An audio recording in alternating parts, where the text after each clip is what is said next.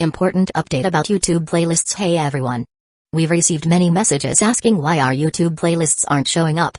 Do we create YouTube playlists? Yes, we absolutely do. So why can't you see them? Honestly, we're not sure. We've been in contact with YouTube support for several months now, but we still haven't received a clear answer or solution. After much discussion, our team has decided to take matters into our own hands. We believe the issue might be related to the number of playlists we've created on a single channel, possibly too many. Our solution? We're launching 2 additional YouTube channels, giving us a total of 3. This way, we can organize our audiobooks better and avoid the playlist visibility issue in the future. This change only affects our YouTube audience.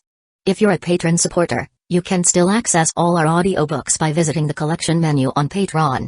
Thanks so much for your time and continued support. Happy listening. If anything went wrong, Chaldea would turn into the kind of nightmare only seen in apocalyptic disaster films. Preparations for the next singularity were also underway, and the journey to the 3rd and 5th singularities would take at least 3 to 4 months. The others were fine. They already worked at Chaldea for a while. But Ritsuko had joined at the last minute, which made Shiomi consider whether she needed at least some training in magecraft. She didn't need to become a full-fledged magus, but if she could use some practical combat magecraft with Chaldea's master equipment, that would be good enough. To Shiomi's surprise, Ritsuko agreed without hesitation. Her willingness eased some of his concerns. At the same time, he made a promise to himself, he wouldn't try to instill magus values in her. However, why are you top-class magus even here listening to a first-level instructor like me? In the meeting room that had been temporarily repurposed as a classroom, Shiomi stood in front of the whiteboard, staring at the people seated in the front 2 rows. Not only was Morgan there, even Romani had shown up just for fun. Don't mind me, my husband. Just think of me as another teacher attending class. Morgan sat slightly apart from the rest. Honestly, I haven't sat in on a class in ages. Shiomi-sensei, let's get started already. Romani said, clearly enjoying himself. The truth was, he had studied medicine for less than a year before becoming an outstanding doctor and joining Chaldea under Marisberry's leadership. Hearing you call me sensei in a magecraft class just feels like sarcasm, Shiomi muttered through clenched teeth, then pointed at Olga Marie. And you, Lord Animosphere, go handle your own affairs and stop hanging around here. He waved dramatically to shoo them away. In return, Olga Marie and the others let out a collective hey. Obviously, it didn't work. And everyone was having way too much fun to leave. I'm a lord of the clock tower, after all. Once the restoration of humanity is complete, I plan to invite the professor to teach at the Department of Astromancy, Olga Marie declared confidently. But I never attended any of his lectures back at the clock tower, so I figured I should evaluate them now. Of course, she regretted never thinking about this during her time at the clock tower. This was her chance to make up for it. Oh? Then how about once the restoration's done, you pull Animosphere out of the aristocratic faction and join the democratic faction? Shiomi pinched his nose, making a strange voice. Or at least step back and go neutral. Olga Marie was left speechless again. She squirmed in her seat, seriously mulling over the suggestion without realizing Shiomi was only joking. After all, leaving the aristocratic faction was a risky move. It was easy to make enemies. And whether the democratic faction would even accept her was another question entirely. Don't take it seriously. Dad's just messing around, Karin said with a mix of sympathy and amusement as she comforted Olga Marie. The girl was far too easy to tease. Karin's greatest source of fun in Chaldea these past few years. But if you're serious, you could always talk to Rains about it. Romani couldn't stop laughing. He also knew how things worked at the clock tower. If both Animosphere and Delmeloi really left the aristocratic faction, that would shake the whole clock tower to its core. Is that really such a big deal? Ritsuko asked, curiosity piqued. She had no idea about any of this. Shiomi, realizing the conversation had completely derailed, coughed twice and brought it back on track. Anyway, let's not get distracted by this group of freeloaders sitting in on the lecture. Back to the essence of magecraft. Shiomi spun the marker in his hand and started writing on the whiteboard. Magecraft, at its core, is the manipulation of phenomena. Miracles that neither human power nor technology can accomplish. And the act of performing magecraft is essentially the pinnacle of self-suggestion. His expression grew more composed as he smiled at the group. That's why magus chant spells. To cast suggestions upon themselves. Depending on the system, even Japanese magus might chant in German. Like the Tasaka family we talked about back in Singularity F. He then grinned mischievously. Personally, I think traditional incantation is a failure. Since the Age of Gods ended, there are very few magus capable of high-speed chanting. And if someone's the anxious type, Even if they can chant fast, they'll end up biting their tongue from stress, slowing themselves down. He deliberately glanced at Romani, who had been making a fuss earlier. Romani could only laugh helplessly. He had openly admitted that he was no good at high-speed chanting. So if you ask me, the most efficient and streamlined spells are from runecraft, Shiomi continued, slipping in his bias. Just a few simple combinations of runes can achieve the desired magical effect. Honestly, I've always thought the clock tower should ditch traditional magecraft and focus on the older, more mysterious rune magecraft. Isn't that just because you're better at rune magecraft? Olga Marie muttered, thoroughly exasperated. Though to be fair, rune magecraft had already become a foundational subject at the clock tower. In the end, no matter what kind of chant is used, it's all about helping the caster interact more efficiently with the world's laws and manipulate phenomena. Modern magus treat magecraft as a path to truth, a way to reach the root, Shiomi said, twirling his fingers. But that's beside the point.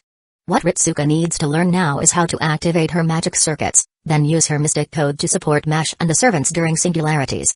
He raised his hand, and a glow lit up along his arm. His magic circuits activated. Learning how to handle your magic circuits after activation. That's your first lesson. Everyone around you is a seasoned magus, and each of them has their own methods. You can learn from all of them. So, how do I properly activate my magic circuits? Ritsuka asked. With Morgan's help, she had already opened the circuits within her body. But as someone from an ordinary family, her mutated magic circuits weren't exactly impressive in number. Good question. Magic circuits are like blood vessels or nerves. Dormant within those who have magical aptitude. Once awakened, they require specific mental triggers or cues. It's different for everyone, based on their instinctive mental imagery. He turned to look at Sakura and Karin. Sakura's image is straightforward, like flipping a switch to turn on a room's lights. Karin's is more religious. An image of anointing her forehead with oil, which ties into her deep study and understanding of religion. For me, it's the moment a shooting star crosses the sky, Olga Marie said, slightly embarrassed. It did sound a bit like a girlish fantasy. Not the kind of thing expected from a director. What about you, sensei? What's your image? Ritsuka asked. Shiomi crossed his arms. Seeing everyone was curious, he raised a hand and drew in the air. A rune symbol appeared, glowing brilliantly, and then he clenched his fist. The rune shattered into countless sparkling fragments. Runes becoming one with my body. That's my magic circuit image. He smiled kindly at Ritsuka. First, learn how to naturally activate your circuits and get your mana flowing. Once you've done that, I'll teach you the most basic and strongest rune magecraft. There's absolutely no need to call it the strongest. Once again, his biased comment was met with unanimous groans. Chapter 251, Thanks for the lesson, teacher. After finishing the magecraft class, Ritsuka thanked Shiomi, then left the makeshift classroom with Mash. Thanks for the lesson, teacher. After finishing the magecraft class, Ritsuka thanked Shiomi, then left the makeshift classroom with Mash, following closely behind him. They were headed to the control room next, so the three continued walking together. You've worked hard too. Over the past 3 months, you've built a solid foundation. Even if you can't use formal rituals yet, you'll be much better at handling the magecraft integrated into Chaldea's master mystic code. Shiomi slowed down to walk beside them. Ritsuka had taken everything seriously. It was a temporary responsibility. Others could have done it. She didn't have to be on the front lines. Yet she had willingly stepped forward as the 48th master candidate. Mash already had plenty of knowledge about magecraft, but she was so interested in attending the lessons that Shiomi never stopped her from sitting in each time. Hee. Ritsuka let out a slightly embarrassed laugh, then asked a question that had been on her mind for a while. So, the magic people usually talk about. Is it actually magecraft? You mean in entertainment or folklore? Shiomi thought for a moment. You could look at it that way. But in the world of magus, magecraft and magic are two distinct concepts. Ritsuka nodded earnestly. Then what exactly is magic? That's a big question. Shiomi pondered for a moment. Simply put, magic is the ability to make what's impossible for that era become possible. In the early days of human civilization, most magus were also magicians. But after the king of magecraft defined what magecraft truly was, the scope of magic became very limited. He glanced out the hallway window at the dark Antarctic sky and the snow swirling beyond, then continued. But in today's world, where, assuming time and funding don't matter, nearly anything can be achieved. There are only 5 things left that qualify as magic. He held out 5 fingers, and Ritsuka and Mash nodded uncertainly. Shiomi knew it was a difficult topic to explain and that going deeper would only get tedious. Anyway, magus ultimately aim to reach the realm of magic, so there's always a chance the number could grow. But with how mystery is fading from the world, that number will probably only shrink. He shrugged. Then, Shiomi-sensei, what are the 5 existing types of magic? Mash asked politely. That's quite the question, Mash, Shiomi chuckled. Even though all magus know that only 5 remain, hardly anyone knows the actual details. Even I don't know them all. He paused, then recited slowly in a tone like poetry. The beginning first changed everything. The following second acknowledged many. The resulting third showed the future. The linking fourth concealed itself. The final fifth had already lost its meaning. He spoke the well-known verse softly, then returned to his usual tone. Each of the 5 is a mystery within a mystery. The easiest to explain is the third magic. The Holy Grail War was originally designed to achieve it. The ritual system and the wish-granting machine were just secondary features. As they chatted, the 3 reached the control room. It was a day off, so only a few were on duty. Including Romani, who'd been caught slacking off recently and was now stuck working today. Oh? Still cramming after class? Romani greeted them with a smile, coffee cup in hand. Ritsuka was just curious about the difference between magecraft and magic, Shiomi said, shaking his head. But I could only give a rough explanation. I'm not sure if I got the point across. Ritsuka looked puzzled. It sounds really mysterious. I don't get it at all. That's okay, senpai. I don't get it either. Mash said in an oddly cheerful tone. By the way, Ritsuka, the mystic code Da Vinci mentioned is ready. Go take a look, then come back here for a simulated battle to run some aptitude tests, Romani explained. Got it. We'll head there now. The 2 girls took off toward the opposite door. So, what do you think, Shiomi-sensei? Romani asked playfully. What else can I say? The clock tower sees students every year who don't come from magus families but awaken magical aptitude anyway. Shiomi crossed his arms. And the numbers are increasing. Give it another 200 years, and maybe the democratic faction will run the clock tower. Wouldn't be so bad, Romani replied, surprised at how serious Shiomi sounded. Then Shiomi suddenly remembered something. He lowered his voice. Just asking, but if you know the world is doomed, even if you don't know who's behind it or how, why not go to your disciples? Huh? Romani blinked, caught off guard. Don't underestimate my intel network. One of your disciples, Kisser Zelrech Schwenorg, is the current second magician. And another, Brishisen, founded the clock tower and is still its director. Don't tell me you've forgotten them. Romani scratched his head, a bit embarrassed. You might be right. But I'm Romani Arkaman. I don't know what kind of people the King of Magecraft's disciples really are. For all I know, one of them might have been behind the incineration of humanity. You don't trust your own disciples? It's not that I don't trust them. It's that I can't. Romani stared at the monitor, his expression shadowed. If I hadn't seen you risking your life to restore humanity with my own eyes, I probably wouldn't have trusted you either. Let alone entrusting Shiomi with the final ring. So you gave up on asking for help from the start. Because anyone could be responsible, and anyone could have the power to do it, Shiomi muttered, a deep sense of helplessness in his tone. But that was the nature of inheritance among magus. For the sake of a greater purpose, even teacher and student might one day become enemies, all to reach higher mysteries. To reach the origin, the end, of everything. That was exactly why Romani couldn't take the risk. He had to act alone, trying to stop humanity's extinction in secret. Without even Marisberry knowing. Then I can't afford to betray your trust. Shiomi let out a long, heavy sigh. Chapter 252, The desolate wilderness was covered in red soil, dotted with resilient plants that clung to life in the harsh terrain. The land had become the desolate wilderness was covered in red soil, dotted with resilient plants that clung to life in the harsh terrain. The land had become a battlefield. Littered with fallen soldiers and shattered machines, as if a massive war had just ended. Shiomi stood at the heart of it all, gazing up at the sky. There, suspended in the air, was a lone figure. Pierced through her chest, arms, and legs by sharp red magical spears like barbed thorns. Her arms were spread wide, and blood streamed from her wounds, soaking her entire body in crimson. She hung in the shape of a cross, like a sacrifice offered to the gods. This woman had once slain countless deities and had ultimately become a half-human, half-divine immortal. Shiomi knew her better than anyone. Respected her more than anyone.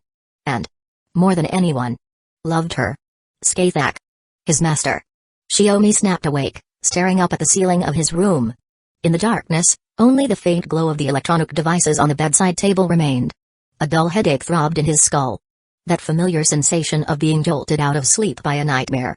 He lay there, dazed, waiting for the pain to subside, his thoughts slowly clearing.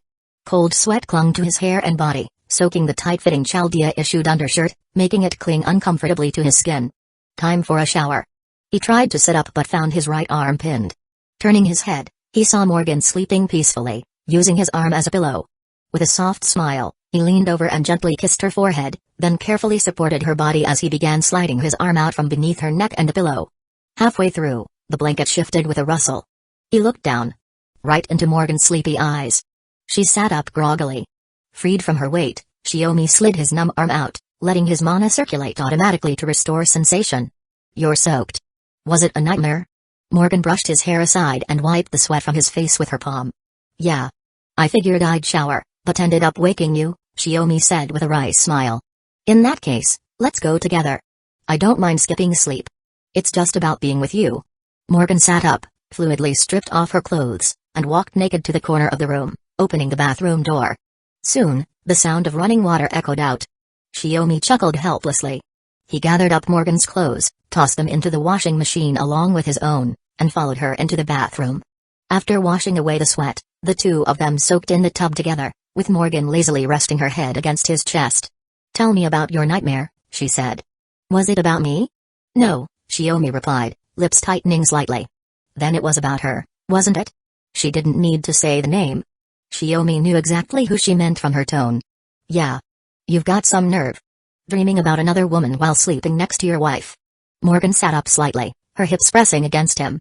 "Have I been too lax with you all these years?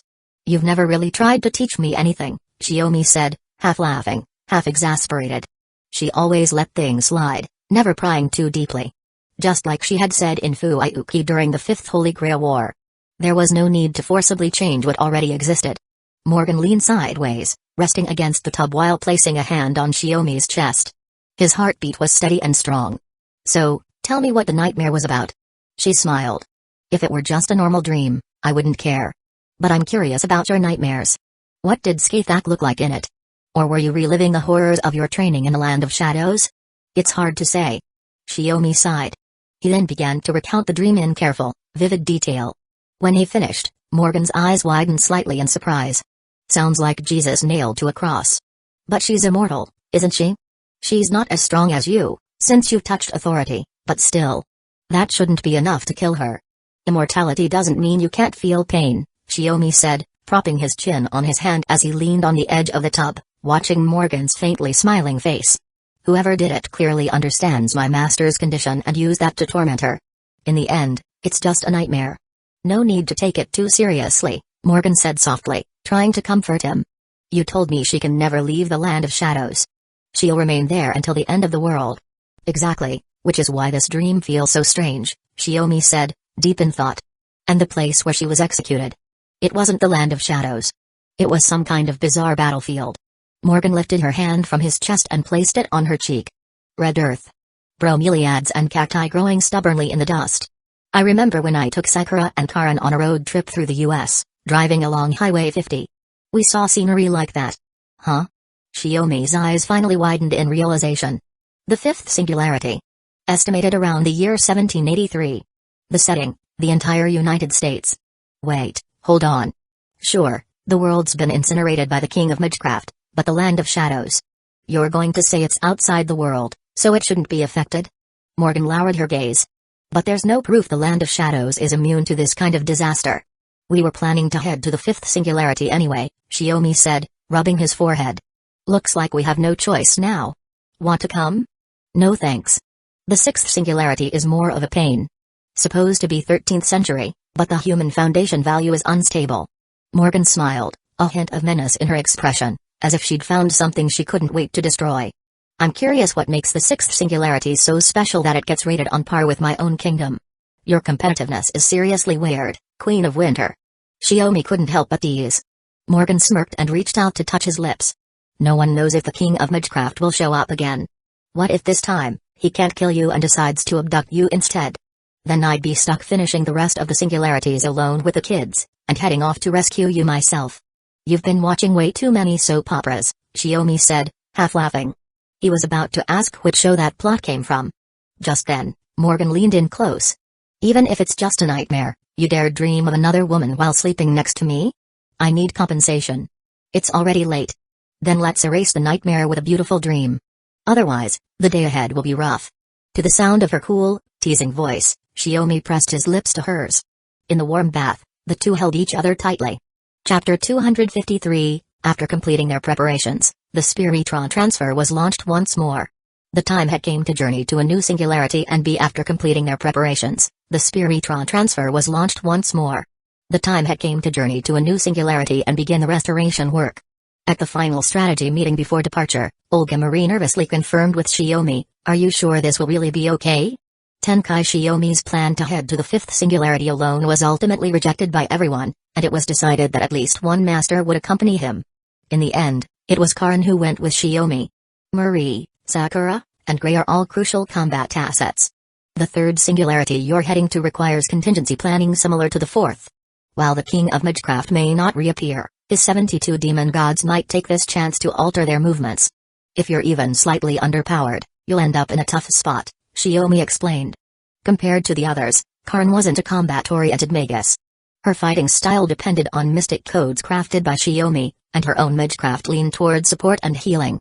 She was a support-type master. "Karin, I'm counting on you," Sakura said seriously. "Does this man really need someone to look after him?"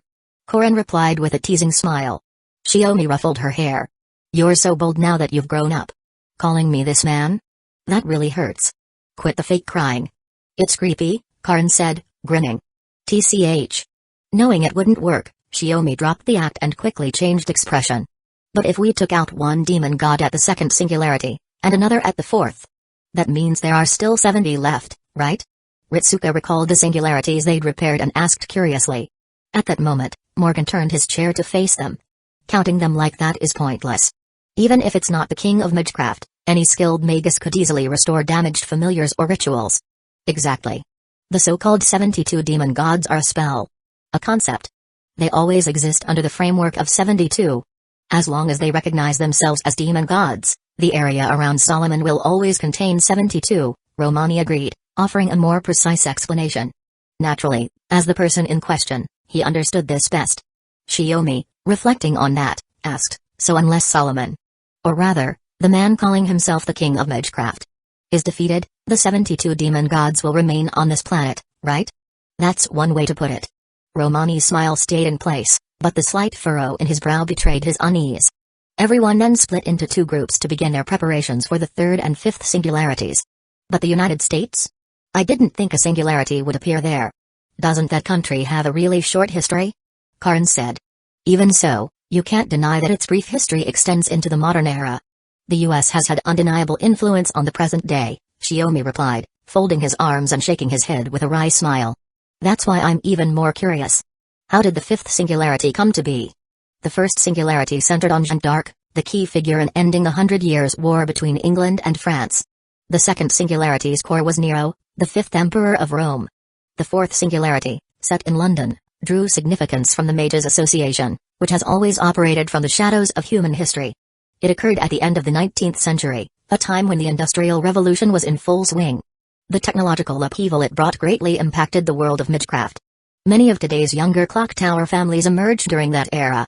In fact, whether to accept the Industrial Revolution at all remains one of the core reasons for the current divide between the clock tower's democratic and aristocratic factions. The third singularity took place in the Atlantic during the Age of Exploration, which made sense historically. All of this only heightened Shiomi's curiosity about the fifth singularity. 1783. The final year of the American Revolutionary War. Thinking that far, Shiomi looked up.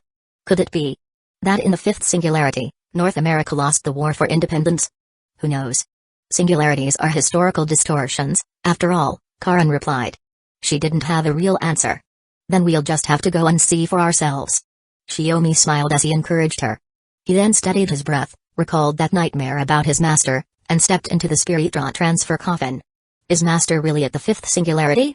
What was that nightmare trying to tell him? For Magi, dreams often carry a far more prophetic weight than they do for ordinary people. Counter-summoning system activated. Beginning Spiritron transfer. 3, 2, 1. Process complete. Commencing verification, Grand Order. The familiar broadcast echoed through the chamber as hibernation fluid filled the coffin. His consciousness slowly sank into the depths. When he opened his eyes again, Shiomi and Karin were, predictably, In midair once more. Below them stretched a vast forest. Off to the side, the trees thinned, giving way to red wasteland dotted with cold-resistant plants like agave and cactus. Having done this before, Xiaomi reached out and pulled Karin into his arms. If you're scared, close your eyes. We're landing. Holding her in a bridal carry, he adjusted their posture in midair. Their descent quickly slowed, and they passed gently through the treetops, landing in the heart of the forest. All right. We're safe. He gently set Karin down, let her find her footing, and reached to remove a leaf from her long, slightly curled silver hair. That was kind of boring, Karin said. I thought I'd get to see Dad screaming. Huh? Sakura told me that you guys always show up in the sky during spirit transfer. It's different on our side. Karin smiled, her mouth curving upward. Xiaomi had no comeback. Just kidding. She took a few steps forward, surveying the surroundings. I'm always happy when I'm with Dad. Even if the world's ending. We're family, after all. Xiaomi plucked a grass stem off her shoulder. Family. Huh. Karin nodded thoughtfully. Let's contact Chaldea and let Mother know what things look like here. Before she could finish, the roar of machine guns and wild howls echoed from beyond forest. Looks like that'll have to wait. Xiaomi motioned to Karin, and the two began making their way toward the forest's edge, one following behind the other. Chapter 254, the first crank-operated machine gun capable of continuous fire was invented by American inventor Richard Gatling in 1862. Yet here, on the first crank-operated machine gun capable of continuous fire was invented by American inventor Richard Gatling in 1862. Yet here, on the North American continent in 1783, such weapons were already being wielded by soldiers resembling militiamen. Dressed like the Continental Army of the original 13 colonies. Just that alone was enough for Xiaomi to recognize how distorted this singularity was. Firearms nearly 80 years ahead of their time were already being used in this era. But that wasn't the most disturbing part. Despite wielding weapons that should be deadly to people of this period, the soldiers using them were cowering behind cover, letting out panicked screams. Why? Why aren't they doing anything? Their cries weren't surprising. Warriors wielding cold weapons were charging straight at their positions, and even under a barrage of bullets, it was as if the attackers were shielded by bunkers.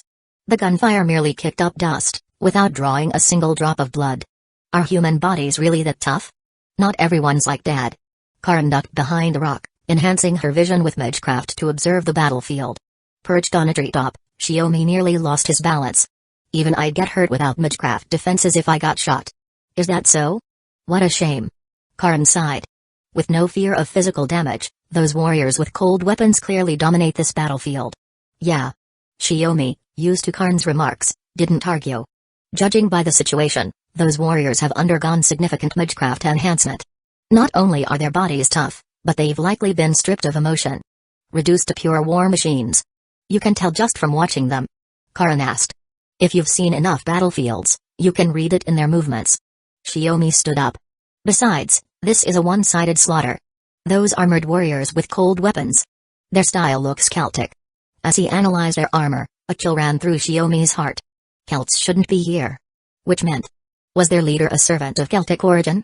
If that's the case, what should we do? Sit back and watch, or help the locals who are about to be wiped out? Karin asked again. Personally, I'd rather save the soldiers getting massacred. On one side were warriors who shouldn't exist. Possibly from the age of myths. On the other were those who may have originally lived in this singularity. You really got through to me, Karin. Xiaomi smiled wryly and stood. I forgot the duty I carry because of personal feelings.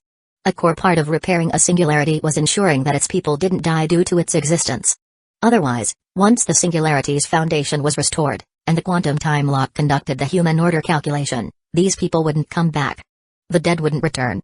The world would simply correct itself to a version understandable to those who survived. And since this was the final year of the American Revolutionary War, any who died would be considered casualties of war. Letting people who could have survived die here wouldn't necessarily disrupt human order. Another Magus might have simply watched, waiting for the leaders. Or rather, the servants. Of both sides to show themselves.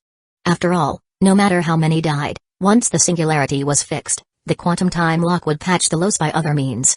History would still proceed toward America's eventual rise to prosperity. Losses and gains in human history always balance out. That is the human order calculation. But Xiaomi couldn't accept that. He was never the kind to ignore death. And neither could Karin. She had been by Xiaomi's side since infancy. I'll head into the battlefield. Karin, find a good route. Xiaomi turned around mid-sentence, only to see that Karn had already equipped the mystic code Never Miss.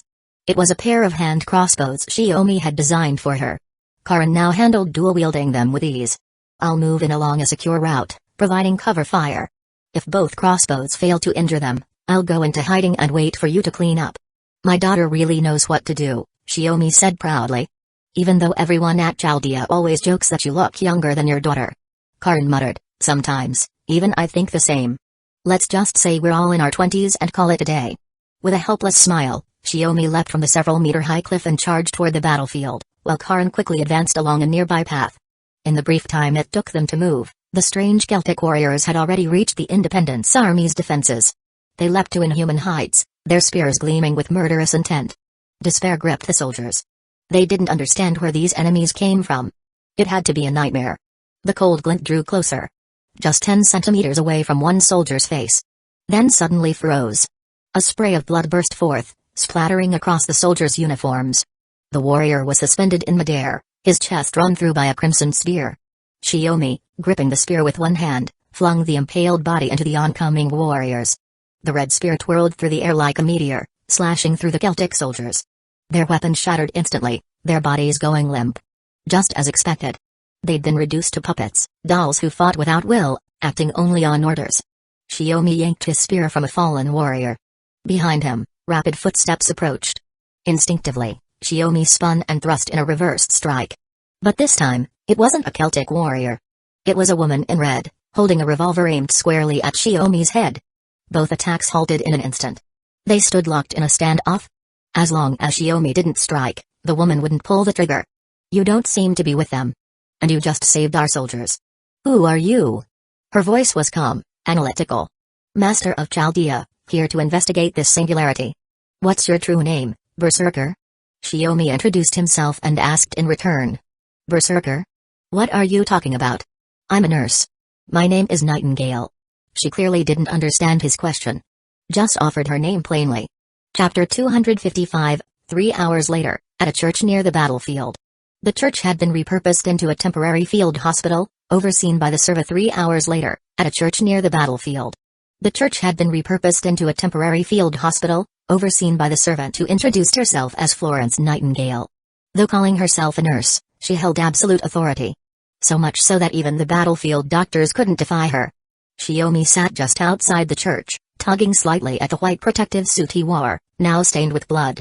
Thanks to his unexpected arrival, the one-sided battle had been turned around by his efforts alone. Though the Continental Army feared him for his overwhelming strength, they also saw him as the hero who had saved their lives. With Florence Nightingale personally vouching for him, Shiomi earned their respect. Afterward, they cleaned up the battlefield and helped evacuate the wounded to the rear. As Magus, both Shiomi and Karin could use healing magecraft, making them a tremendous help to the injured. Unlike conventional sterilization and treatment, magecraft could quickly relieve pain, stop bleeding, and even close minor wounds. During treatment, Shiomi even managed to help soldiers who had lost limbs or damaged eyes and ears avoid permanent disability. Some of the more devout among them began to view him as a divine messenger sent to save them. A messiah. Shiomi said nothing to deny it. He saw no reason to crush the hope of soldiers who needed faith to sustain themselves. After about 3 hours of healing, Florence Nightingale forced Shiomi to take a break, firmly insisting that even a magus had limits to his mana and needed rest. This battlefield is brutal, said Karin, stepping outside in her own white protective suit and long gloves. It's a shame medicine in this era is so underdeveloped. Not to mention most magus abide by the ironclad rule of secrecy. They'd never get involved in something unrelated to the pursuit of truth or the root. Shiomi pursed his lips. If not for this singularity, I wouldn't be doing this either. Part of the reason was to earn Florence Nightingale's trust and gather intel about the singularity. The other was to further explore his authority. Dad's healing magecraft is advanced enough that only top-tier magus specializing in healing could manage it, Karin said softly, praising him. Just so-so. Shiomi shrugged. How are you feeling? If you're tired, lean on me for a bit. Tending to the wounded takes a lot out of you. Karin didn't hesitate and leaned gently against his shoulder. The metallic scent of blood mingled with Shiomi's own scent. Taking advantage of the break, Shiomi contacted Chaldea and briefed them on the current situation. She doesn't recognize herself as a servant, but our scan of Florence Nightingale's spirit origin suggests her class is Berserker, Morgan said through a projected image. You two are covered in blood. Did you kill someone? Since the London singularity, Chaldea had improved their comm systems. They could now transmit both video and audio from within a singularity. No wonder she insists she's a nurse, Xiaomi recalled. Her mad enhancement probably fused with her medical instincts, creating her current mental state. I tried to question her about the singularity earlier, Karen added, but she was completely focused on the wounded. She didn't want to talk at all. We could only communicate a little. Morgan scanned the data on screen. Mad enhancement usually strips away a servant's will, but that doesn't erase their inherent abilities or legends. Sometimes, those core traits interact with a degree of madness. That's why being able to talk normally isn't unheard of. She was clearly referring to herself. Morgan seemed well aware of her own manifestation as a berserker and was neither confused nor offended by it. But it wasn't a total loss, Xiaomi said with a strained smile. The wounded started treating me like some divine savior. Every time I healed one, they'd start confessing their sins and praying. At this rate, I'm afraid I'll be labeled a heretic and end up in a witch trial. Then I'd be the witch? Karen said, pointing at herself. The witch hunts of the Middle Ages had their roots in the deadly struggle between the Holy Church and the Mages Association. Though centuries had passed, the conflict's echoes hadn't entirely faded. So, are you using this opportunity to gather useful intel, husband? Morgan asked teasingly, her tone brimming with certainty. Xiaomi shrugged. Yeah, I took the chance to talk to some wounded soldiers and got a rough idea of what's going on here. Not long ago, the land that would become the United States suddenly split in two. East and West. And war broke out. The western side was the American army fighting for independence. The eastern forces were those strange warriors, the Celtic soldiers. When those warriors were killed, they left no corpses behind. Like servants, they vanished entirely. But their spirit origins didn't reach certain level. These puppet-like warriors were clearly here with a single goal: to stop the founding of the United States. If the Revolutionary War doesn't end in victory, the history locked into the quantum time lock will collapse. That would unravel all the records that follow. And in turn, disrupt human history itself, Xiaomi explained, sending Chaldea several photos he'd taken earlier near a military camp. The images showed mechanical soldiers. Almost identical to the helter-skelters from the London Singularity. But painted with American flag motifs. The reason the Continental Army had managed to endure against the Celtic warriors' overwhelming strength was thanks to these machines fighting alongside them. Both sides are bizarre. Karen said. One side has mechanical soldiers and a nurse servant, the other has enhanced warriors that don't belong to this time. Xiaomi sighed. Regardless, since we've already helped this side, we should begin by investigating the war that caused this singularity from the perspective of the living. Then try to organize it and restore the... You said. You want to stop the war? Florence Nightingale's voice rang out suddenly from behind them. Chapter 256, only Xiaomi remained calm, seated quietly on the steps. Do you think I'm being arrogant? Just a human, trying to stop a war all on my own? Only Xiaomi remained calm, seated quietly on the steps. Do you think I'm being arrogant? Just a human, trying to stop a war all on my own?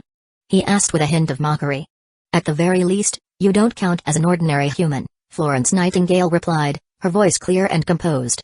Aside from her fixation on healing and saving lives, she was perfectly capable of rational conversation. If your goal is to stop this war, then I'll join you. What? Xiaomi hadn't expected her to so readily offer to come along. But Florence Nightingale's reasoning was straightforward. Thanks to your efforts, the wounded here have been treated.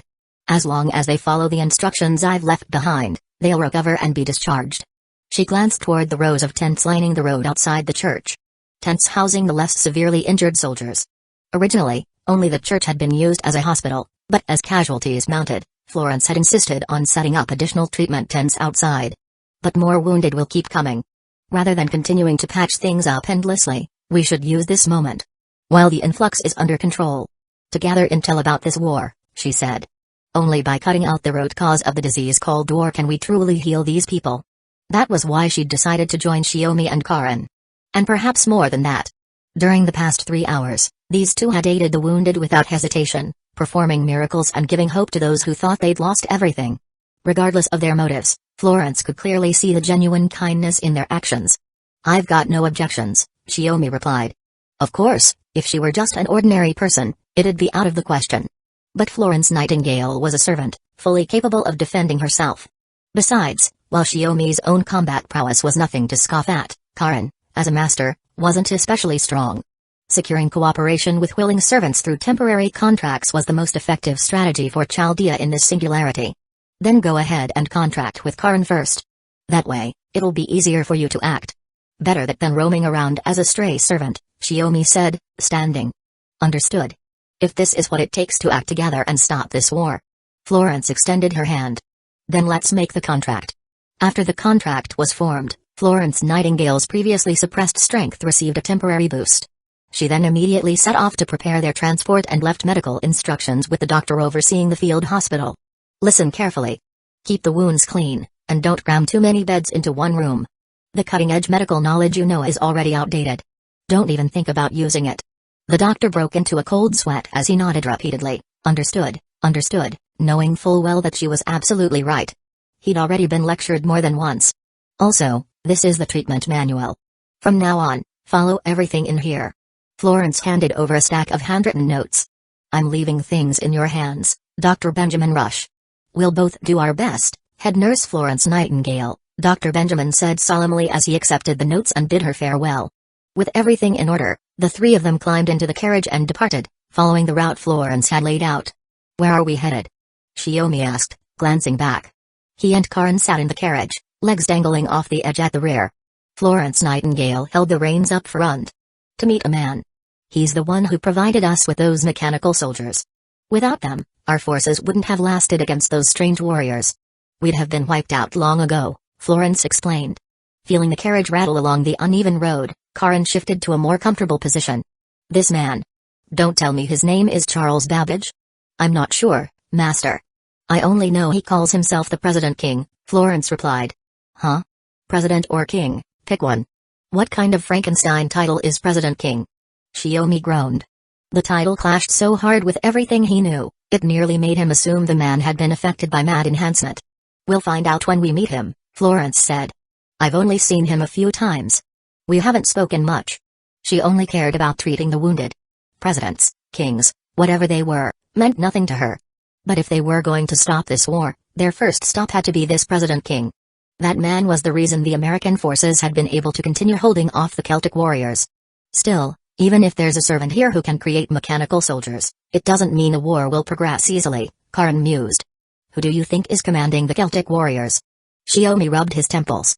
Considering this singularity was set up by the king of Midgecraft, and the number of Celtic servants strong enough to act as a core, you'd run out of fingers trying to count them. True. Karen frowned. She'd ridden in carriages before. In 21st century London. But this was the 18th century. The carriage was primitive, the roads even worse. Every bump made her backside ache, and now even her stomach was starting to complain. Thinking of food, she opened the supply bag inside the carriage, searching for something edible. But everything inside required setting up camp and lighting a fire. Most of it looked like it belonged in a museum.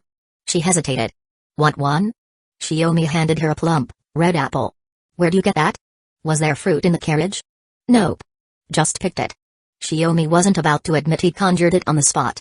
He figured Karen wouldn't be able to stomach local food, and Chaldea's rations weren't exactly ready to eat either. So he improvised. Smells nice. Karen caught the apple's sweet scent and slid closer, sitting beside him with her legs hanging over the edge of the cart. This might be a bit shameless, but... May I have half? A fourth voice cut in. It was a woman's voice. Elegant and dignified, yet gentle and familiar. Shiomi's pupil shrank in an instant. Even on death's doorstep, he would never mistake that voice. Florence Nightingale pulled the reins sharply, stopping the carriage. Shiomi looked up. A figure cloaked in purple stood on a tree branch, one hand resting lightly on the trunk. Just as it had been all those years ago, when he'd faced despair and found hope. It's been a long time, my beloved student. Skaithak, her face half hidden behind a mask, narrowed her eyes with a faint smile. Chapter 257, Shiomi's eyes widened. For a moment, he thought he was seeing things and instinctively leaned forward to confirm. Karen, standing nearby, Shiomi's eyes widened. For a moment, he thought he was seeing things and instinctively leaned forward to confirm. Karen, standing nearby, heard Skaithak's words and froze in surprise. This woman is Dad's. She muttered, blinking in disbelief, turning toward Shiomi for clarification. But before anything else could be said, Skaithak dropped from the branch with the grace of a falling petal, landing silently before Shiomi. She bent down, removed her mask, and studied his face with a soft smile. So fast. Karen's heart skipped a beat. She hadn't been able to follow Skaithak's movement at all. Oh. Still the same as when we parted. Though your eyes and expression. They've grown much more resolute. Skathak nodded with a tone of warmth and pride. Shiomi said nothing, just stared at her in silence. What's wrong? It's been so long, and you don't even want to say hello to your master? Skathak asked with mild surprise. She peered into his eyes, noting the flickering emotion behind them. He wasn't unfeeling. Just overwhelmed. She reached out instinctively to touch his face, but he caught her hand mid-gesture. He abruptly stood, gently taking both her hands, inspecting them silently. Then he released her and stepped around her, checking her body and legs with a serious look before finally nodding to himself, as if confirming she was unharmed. What a strange reaction. Even Skathak found it odd. Just as she was about to sigh, Shiomi pulled her into a firm, heartfelt embrace, wrapping her tightly in his arms. It's been a long time, master. You haven't aged a day, he murmured. Skathak softly placed her hand on his back, feeling that familiar warmth. So you're still the same. Then what was all that earlier? Wanted to make sure no one was impersonating you. Had to verify. Your measurements and such, he whispered with a smirk near her ear. Such an obvious lie. Skathak blinked in mild surprise. If someone had been impersonating her, Shiomi would have known the moment she spoke. That wasn't the real reason. No, he was confirming something else. If someone could fake being me, such things wouldn't be off, she said, choosing to let it slide for now. Maybe. Shiomi hugged her even tighter, like he never wanted to let go. That's pretty much the situation, mother, Karin said quietly. Shiomi, lost in the moment, finally remembered this wasn't a solo singularity mission. Karin was here. And she wasn't just standing idly by, she was still in active communication with Chaldea. On the projection from the communicator, Morgan watched Shiomi with a faint, knowing smile. Behind her, the control room was crowded with staff. Men and women alike craning their necks to watch. Romani was almost pushed out of frame, straining to stay within view. Everyone had that same gossipy glint in their eyes. Suddenly self-conscious, Shiomi let go of Skathak and faced the screen. Let me officially introduce her. This is my teacher, the Queen of the Land of Shadows. Skathak. And also my husband's first love, Morgan said, resting her chin on one hand and leaning over her desk with an amused look. No wonder you insisted on going to the fifth singularity alone. So it was a secret rendezvous with an old flame. No. I mean, I can't predict the future. How would I know? A chorus of teasing noises erupted from the communicator. Shiomi scrambled to explain. Oh? So you're the wife of my dear disciple? Skathak asked, not letting go of Shiomi's hand. She turned her gaze toward Morgan, her eyes full of curiosity and a playful smile. You're no ordinary woman. She's, a really powerful magus. Honestly, not far off from the king of magecraft. Shiomi said quickly, raising a finger as if to emphasize the point, carefully avoiding saying Morgan's true name. Though she had taken over communications during the F singularity, Morgan still hadn't officially revealed her identity to Chaldea's remaining staff. Only Romani and Da Vinci knew the truth. She had entered Chaldea as a family member, with Shiomi orchestrating it to avoid scrutiny. Now, with Shiomi publicly identifying as Skathak's disciple and this chaotic scene unfolding, everyone's brains were overloaded. His remark about her being on par with the king of magecraft was dismissed as hyperbole. Gradually, the others retreated to their stations, returning to support operations for the two active singularities. While continuing to eavesdrop, of course. Now that does pique my interest. If I get the chance, I'd like a proper chat with you, Skathak said. Her words sounded sharp, but her tone was surprisingly light. Morgan raised a brow. There'll be time. No need to worry. It's irritating, sure, but if you're here to support my husband in his fifth singularity, then I expect you to be ready to die for him, Lancer. A bold demand. But you didn't need to say it. I wouldn't show myself before my disciple without good reason. Skathak casually swept back her long, dark purple hair. It fluttered in the forest breeze like a curtain. Don't think this is over. Chaldea's spiritra transfer doesn't support staggered deployment. Once my husband returns, we're going to have a long talk about what's happened here. Morgan smiled. A rare expression so unsettling it sent chills down Shiomi's spine. Warm like spring wind, yet cold as ice. Ugh. Shiomi groaned softly. Head hanging like a man cursed, he slumped back into the rear of the carriage. Skathak, still holding his hand, followed with a few quiet steps. If everyone's said their hellos, let's go, Florence Nightingale called out. It's a long road to the President King City. If we waste any more time, we won't make it before nightfall. Her tone was as sharp as a scalpel. If they lingered, she'd leave them behind without hesitation. Ah. Right. Shiomi looked up and glanced at Skathak, then shifted over to make room for her in the carriage. But Karin quickly claimed that spot, leaving the other side open for Skathak. Clearly not a coincidence. Probably Morgan's doing. No worries. I'll sit inside. Skathak let go of Shiomi's hand and, with a flicker of movement, slipped gracefully into the carriage. Chapter 258, the carriage rattled along the uneven road. Shiomi and Karan sat at the back as before, while Skathak lounged behind them, reclining slight. The carriage rattled along the uneven road. Shiomi and Karan sat at the back as before, while Skathak lounged behind them, reclining slightly against the rail of the cart. It had originally been a cargo wagon, so the back was spacious enough to just barely fit passengers. So, Master, did you come to the fifth singularity specifically to wait for me? Shiomi asked. He knew Skathak possessed an ability akin to clairvoyance, able to observe the experiences of specific individuals. It wasn't unreasonable to think that, after the incineration of humanity began, she might have seen his movements and came to this singularity to wait for him. No, I didn't, Skathak denied his guess. It's true that after you left the Land of Shadows, I kept my eyes on everything you did in the world. Morgan interjected. Everything? Including your daily life? That's some pretty creepy surveillance, Skathak. She glanced toward a female staff member who had been quietly eavesdropping behind her. Miss Sylvia, what do you usually call that kind of behavior? Eh? Ah. Sylvia, flustered, didn't quite know how to respond. Then a male staff member cut in, I know. That's what you call a stalker. Immediately, the usually mild-mannered Romani restrained him. The reason was simple, Romani didn't want any casualties in Chaldea once Shiomi got back. Oh, you must be exhausted, Munir. Why don't you go lie down in your room and get some rest? Romani said, smiling as he dragged the much heftier Munir out of the control room, startling everyone with his unexpected strength. You just saved your own life, Munir, Shiomi muttered, then raised his voice. Whatever, if Master wants to watch, I don't really. He'd always thought of himself and his master as one and the same, so being watched didn't really bother him. Until it hit him. If she had been watching all along, that would include not only his time with Morgan but even his past with Tuko. Suddenly, Shiomi had the irrational urge to end his life, but fortunately, the impulse passed quickly under the weight of reason.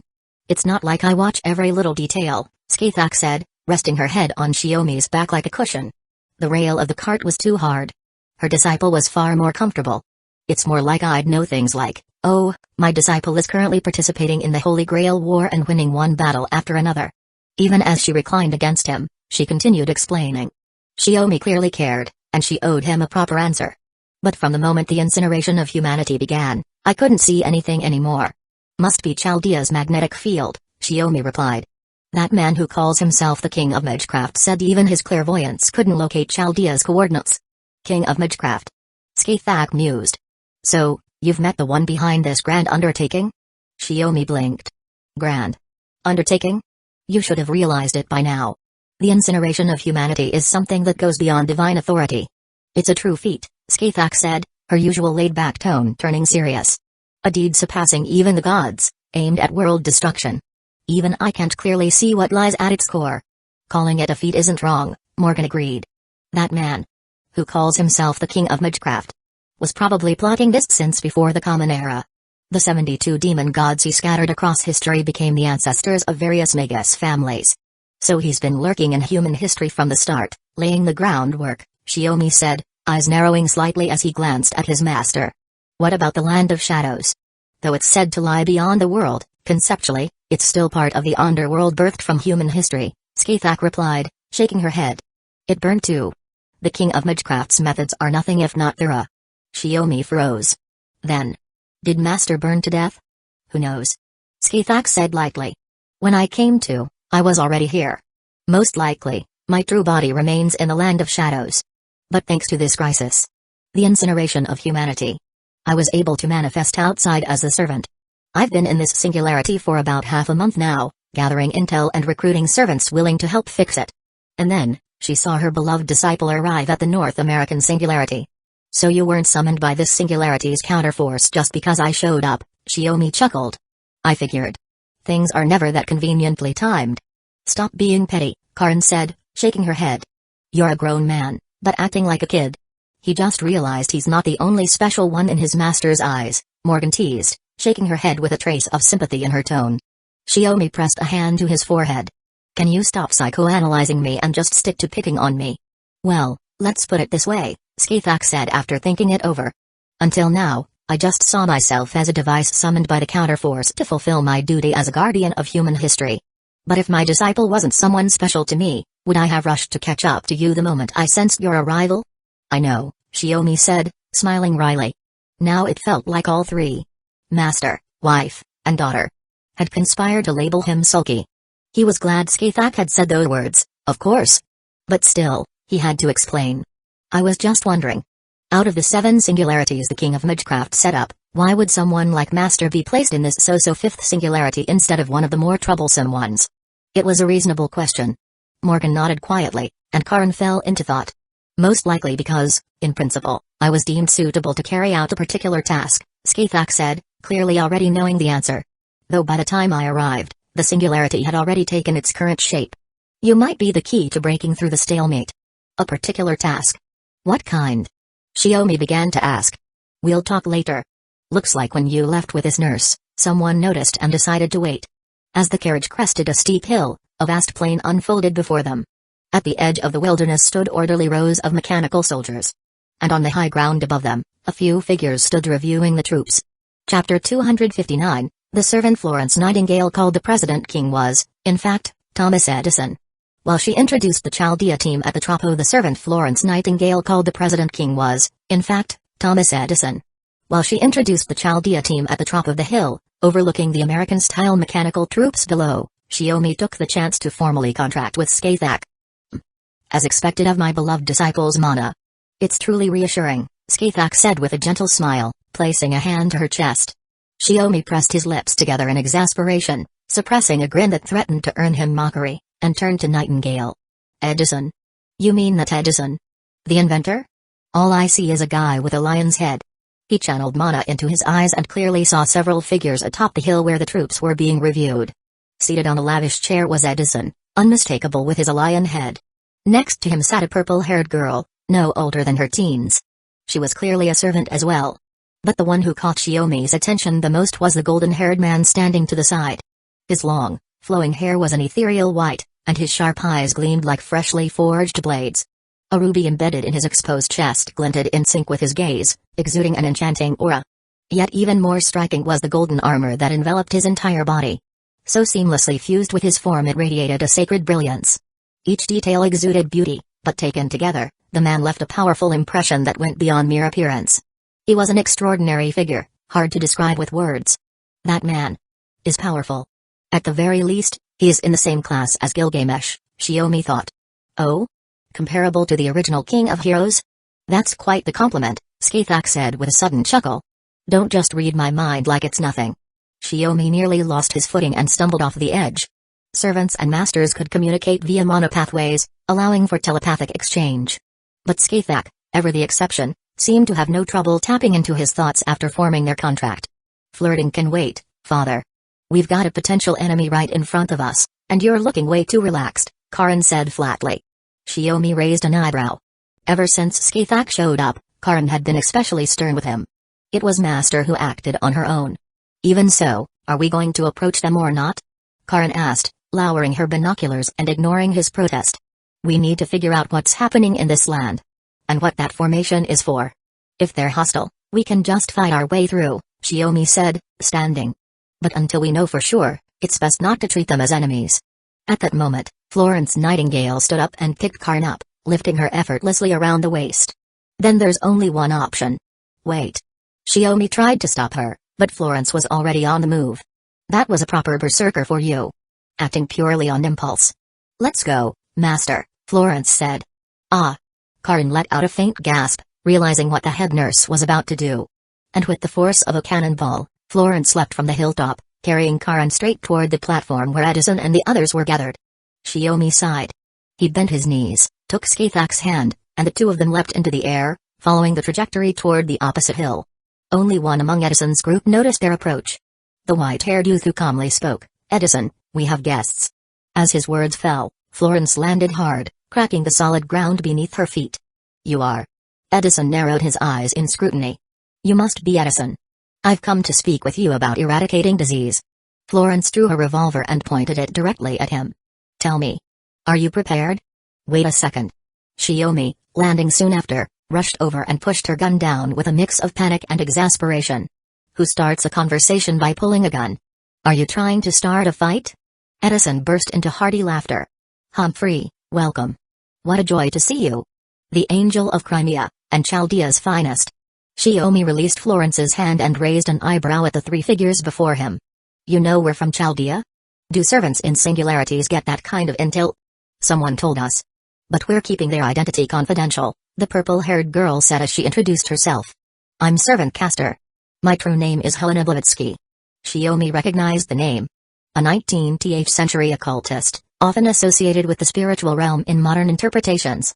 In the world of magecraft, Helena was also known as a remarkable magus. You gave your real name that easily, Shiomi said, placing one hand on his hip as he looked toward the lean, pale-skinned young man beside her. Then how about you? Mind sharing your name too? The youth answered plainly, Lancer. My true name is Karna. Edison invited me here to lend my assistance. Oh. Shiomi nodded, then stepped subtly in front of Skathak. Not out of fear, but to stop his master from getting too eager and challenging a top-tier servant like this one, which would throw their plans off course. So he was the great hero from the Mahabharata. The son of Surya, the sun god. No wonder he radiated an aura on par with Gilgamesh. Castor. Thomas Alva Edison. King of inventors.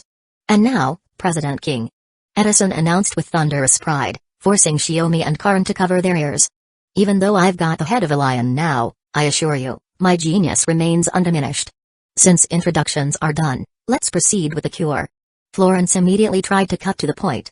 But Shiomi stepped in, turning to Edison. Let's take this one step at a time. The fact that you're all stationed here, in formation, and we're waiting at this halfway point suggests you knew we were coming. He offered a calm, confident smile. We've only just arrived in this singularity era. Would you be willing to explain the situation to us? Behind him, Skathak rested her chin on one hand, her lips curling slightly as she murmured, haven't seen him in a while, and he's already capable of standing on his own. Or maybe he just wants to impress his master. In the end, Dad's still just a man, Karan whispered back. Shiomi resisted the urge to complain. He'd heard all of that. But stayed focused. First question, do you have any information about the Holy Grail? Chapter 260, combining the intelligence from the first, second, and fourth singularities, it became clear that the Holy Grail was the key to each singular. Combining the intelligence from the first, second, and fourth singularities, it became clear that the Holy Grail was the key to each singularity's formation. The only difference was that unlike the Grails used in the Holy Grail war rituals, these Grails were far more powerful. Crafted by the king of Magecraft himself. According to Lev, who appeared in the Rome singularity and transformed into the demon pillar Fleros, in a moment of overconfidence, he revealed that these Grails were created by their king. That's why Shiomi's first question was about the Holy Grail. But Edison shook his head. Obviously, we don't have the Grail, which means it's in the enemy's hands. So it's in the east. What's going on with those Celts? Shiomi asked. Helena looked surprised. You already know who they are? I can only roughly guess that they're Celts, Shiomi shrugged. I've got some ties with them, after all. He turned slightly and introduced Skathak to the group. This is the Lancer who joined us from Chaldea on the way here. My master, the Queen of the Land of Shadows, Skathak. You're her disciple? Helena looked even more shocked. This man is telling the truth. He really has inherited the Queen's teachings, Karna confirmed. At that moment, Edison responded to Shiomi's question. They appeared in this era out of nowhere. They don't qualify as heroic spirits, but they're warriors from the age of myths. There's no doubt the modern U.S. military would be defeated. The lion-headed king of invention looked grim. So, to save America, I was summoned. That's why you became President King? Shiomi frowned. To overcome this national crisis, we needed a system and authority far beyond that of a regular president. Thus, I am called the President King. Edison declared again, full of passion. With that, Shiomi and the others finally understood what the title President King meant. Under my leadership, we brought the war back to a balanced stalemate. When it comes to mass production, I won't lose. Edison said proudly. Shiomi turned to look at the formation of mechanical soldiers on the plain. The ones painted in stars and stripes. Edison's creations. Those machines. They're not purely mechanical, are they? He asked without turning back. Helena sighed and shook her head. Right. They're called mechanical soldiers, but they're more like exoskeletons. There are people inside operating them. So those silent machine troops actually had human pilots. What about those people? Nightingale demanded. They've already undergone ideological education, Edison answered calmly. The nation is united. Citizens form one army. Everyone, regardless of age or gender, serves the nation. He spread his arms wide toward the army on the plain. Don't worry, Angel. People of Chaldea. No lives will be wasted. Every citizen is now a soldier. Wearing mechanical armor, they've become an invincible force. Shiomi broke into a cold sweat. A nation where everyone's a soldier? That's insane. He knew full well that wars couldn't be won with lofty ideals. Especially not against warriors from the age of myths. But even if you've armed your entire population, the tide of war still isn't turning in your favor, Skathak said coolly, standing with one hand on her hip in the exact same pose as Shiomi. Why not join forces with Chaldea, obtain the Holy Grail, and correct this timeline? No, we're not planning to correct the era, Edison interrupted. What? Karin frowned. I know that with the Holy Grail, our country could avoid incineration. That's a powerful draw for someone as patriotic as I was in life.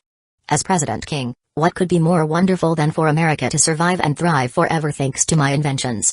Edison gave a smile that reeked of hypocrisy, as if he truly believed he was doing the right thing. Of course, other countries and timelines will be destroyed.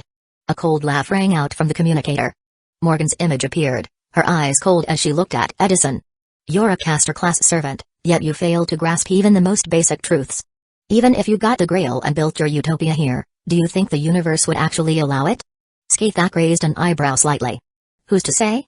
Edison replied, brushing off Morgan's words. Then he turned to the group. So, people of Chaldea. What's your answer? Isn't it obvious? Of course we refuse. Shiomi gave a thumbs up, then sharply pointed at the ground. No, we of Chaldea. Fight to resolve the incineration of humanity and save human history. We will never side with someone who plans to betray it, Edison. Human history. Such an empty, high-sounding ideal, Edison scoffed. Even so, it's better than following you, who'll lead everything to ruin and then just blame fate when it happens. Nightingale retorted sharply. Even you, Ms. Nightingale. Are you impeaching me too? Edison roared in anger. Karna.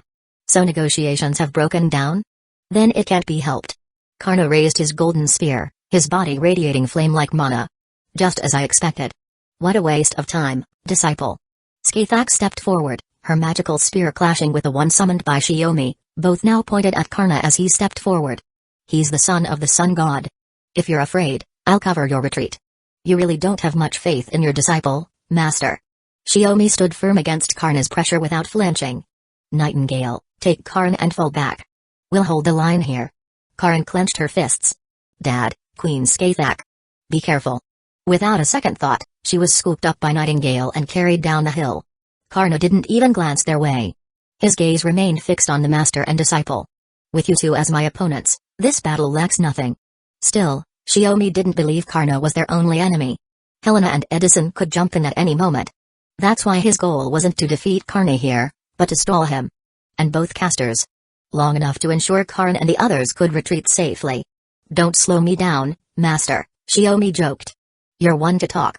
As they exchanged banter, the two spears split and shot out like twin beams of red light, racing toward Karna. Chapter 261, the identical spear sliced through the air, clashing against the golden spear and shoulder armor, sending sparks flying. In terms of speed, the identical spear sliced through the air, clashing against the golden spear and shoulder armor, sending sparks flying. In terms of speed alone, Karna was on par with the master and disciple before him. But with all three sharing similar agility, dodging one meant leaving an opening for the other. Then I'll rely on my armor to defend. This was Karna's instantaneous decision. He made the perfect call in a split second. As expected of a hero sung in epic poetry. Shiomi's spear struck Karna's shoulder armor and bounced off. Karna seized the spearhead with one hand while raising his golden spear with the other to block Skathak's strike. I should be the one praising you. To think there would still be such fierce warriors thousands of years in the future, Karna said. He tried to use the opportunity to wrest Shiomi's weapon away, but their strength was evenly matched. Neither side could overpower the other. Far beyond what a typical human magus could achieve.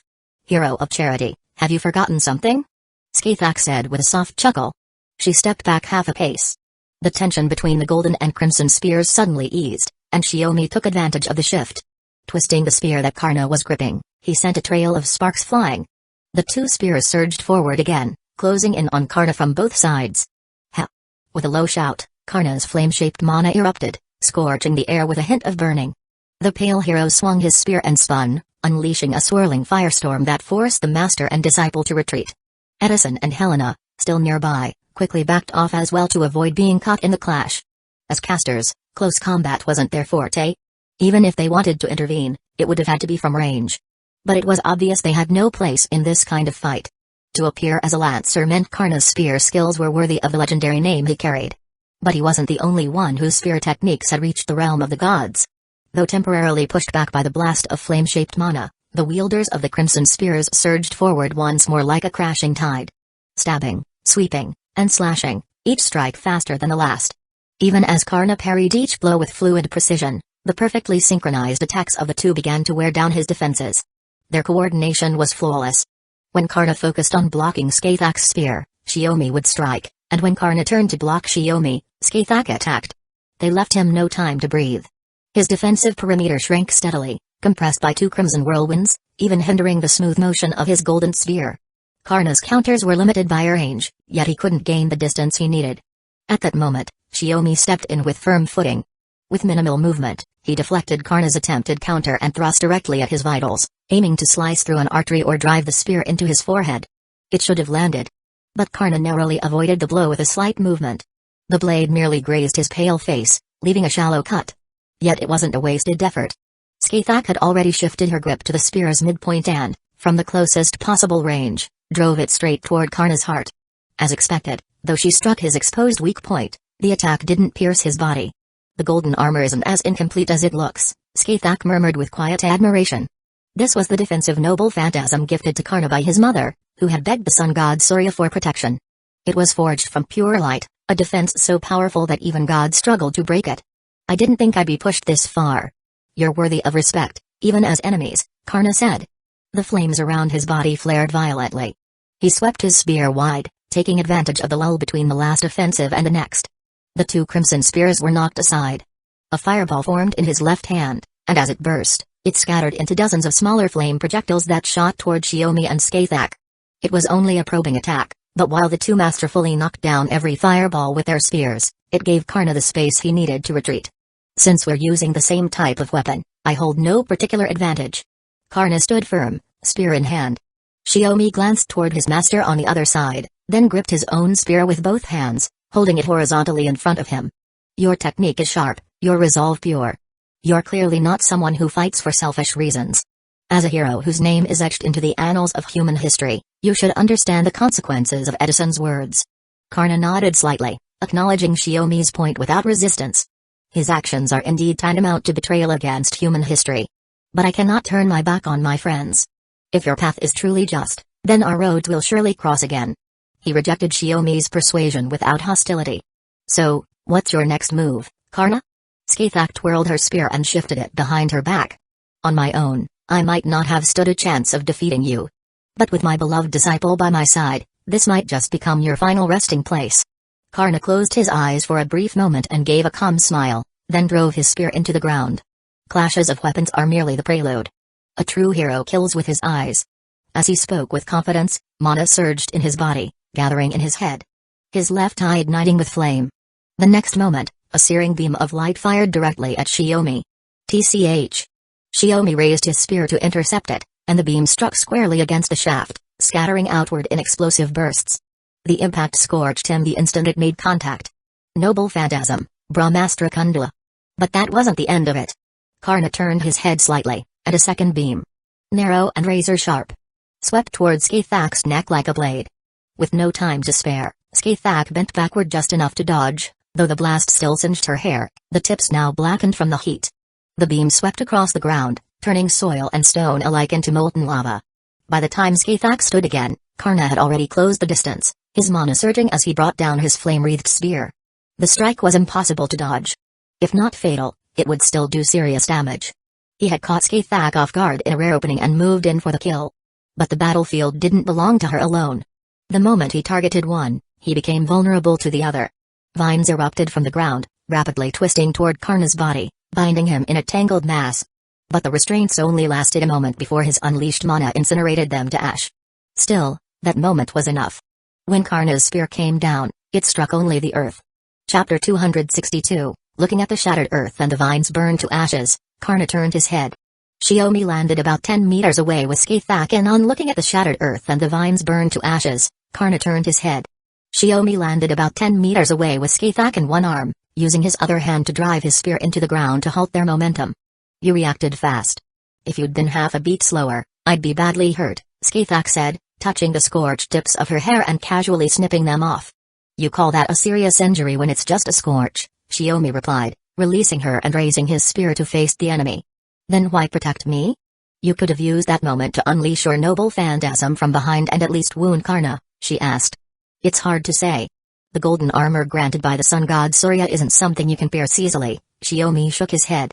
Besides, if I'm fighting alongside my master and she's hurt first, even if it's minor, I'd end up having nightmares. The enemy activated his noble phantasm, so we've prepared some magecraft, Skaithak said with a laugh. Florence Nightingale and your daughter are already at a safe distance. You could always fall back.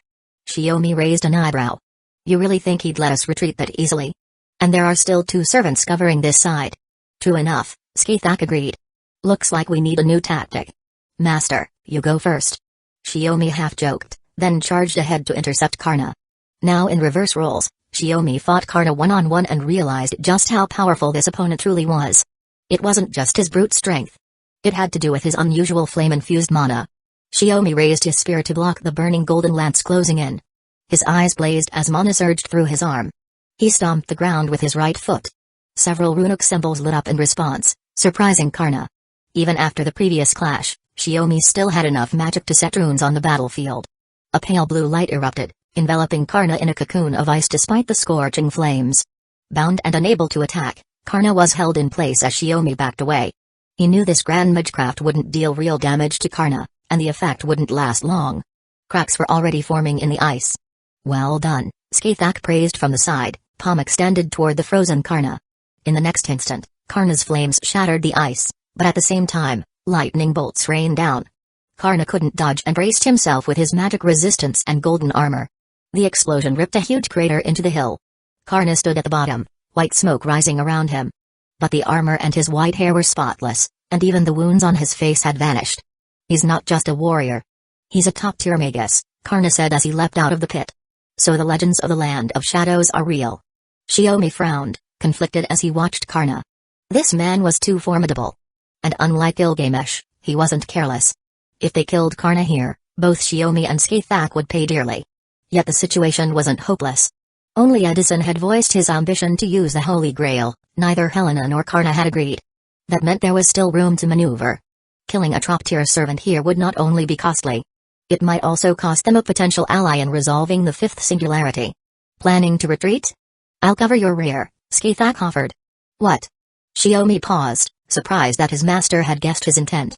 Once we're at a safe distance, use your command spell to teleport me, she continued. I know you appreciate talent. You don't want to lose that man's strength. You're thinking strategically. I wouldn't put it that way, Shiomi said as he stepped back in agreement. With Skaithak covering them, Shiomi could quickly withdraw and then use the command spell. Then, Skaithak raised her voice, lifting her left hand. 5 magical spears floated above her. At her signal, they would fire at Karna. Just then, a series of explosions rocked the hill, pausing everyone. A massive, horseless carriage hurtled out and slammed into Karna. Without hesitation, Karna raised his golden lance and neatly sliced the carriage in half. But it wasn't an ordinary carriage. It was packed with explosive barrels. His strike ruptured them, triggering an immediate detonation on impact. By the time Karna swung his spear to clear the smoke, Shiomi and Skaithak had vanished. Only a few crow feathers drifted down in the wind. Karna raised his hand, catching one feather. Well-timed retreat. You let them go, Helena said brightly as she approached Karna. I didn't have any choice. Plus, someone else intervened. In terms of pure magecraft, that young man is far beyond you. That's good news. We couldn't convince Edison alone, Helena replied with a smile, looking at Edison. President King was enraged. Someone had planted bombs on a plane where the formation had stopped. No one inside was hurt, but many mechanical soldiers were temporarily disabled. Over 10 kilometers away, deep in the forest. They're not following us, Skaithak said, looking back toward the battlefield. Even if they wanted to, it's too far, Shiomi said, brushing a strand of Skaithak's hair that had fallen across her chest. Got a little singed. But you're a servant. It'll heal quick. You noticed the scratch on Karna's face, Skathak observed. That spear. Even without releasing its true name. It carries a curse. Yet he was able to remove it. Karna's golden armor. Shiomi patted himself. Another difficult noble phantasm. The noble phantasm burned through Chaldea's combat suit and wounded Shiomi's skin. But it was already healed. That's about it. We should go meet Karan and the others. He was about to discuss their next move when an Indian shaman in a green cloak emerged from the woods. Those two are on their way to our camp. Rest assured. They decided it themselves, the shaman said calmly and rationally, then introduced himself. I am Geronimo, a caster class servant. Chapter 263. In addition to the Celtic army and the U.S. military splitting the country into two opposing factions, a third force also existed. Geronimo. In addition to the Celtic army and the U.S. military splitting the country into two opposing factions, a third force also existed. Geronimo was a servant affiliated with that force. However, their strength was too insignificant to stand out amidst the clash between the Celts and Americans. The reason they sought out Chaldea this time was simple: they needed Florence Nightingale to treat an injured heroic spirit. In fact, while Shiomi and the others were engaging with Edison's group, Geronimo's companions, Robin Hood and Billy the Kid, were scouting nearby and took notice. That's what led to the plan involving the explosive-laden carriage that disrupted Karna, allowing Shiomi and Skathak to escape. Geronimo's camp was located in Riverton, in the northern Midwest, between the military camp where Shiomi's group had departed and Des Moines. Even at full speed, it would normally take 2 days to reach it. They managed to cover half the journey so quickly thanks to Shiomi, who had enchanted the carriage and horses with runes. Even so, by the time Shiomi and Skathak, guided by Geronimo, caught up with Karan and Florence Nightingale's retreating carriage, it was already completely dark when they arrived at the Riverton camp. There, they met the injured heroic spirit in need of treatment. A saber-class servant from India, just like Karna, Rama. Rama's condition was critical. He was on the verge of death and could disappear at any moment. There was a gaping hole in his chest. Half of his heart had been gouged out. Shiomi immediately began preparing for treatment, with Florence Nightingale and Karan assisting in the operation. With half his heart missing, most servants would have vanished by now. For him to survive like this, he must have battle continuation or something similar, Shiomi said, placing his hand over the wound. But there was a curse-like presence embedded in the wound. Shiomi attempted to dispel it using rune magecraft, but it had no effect.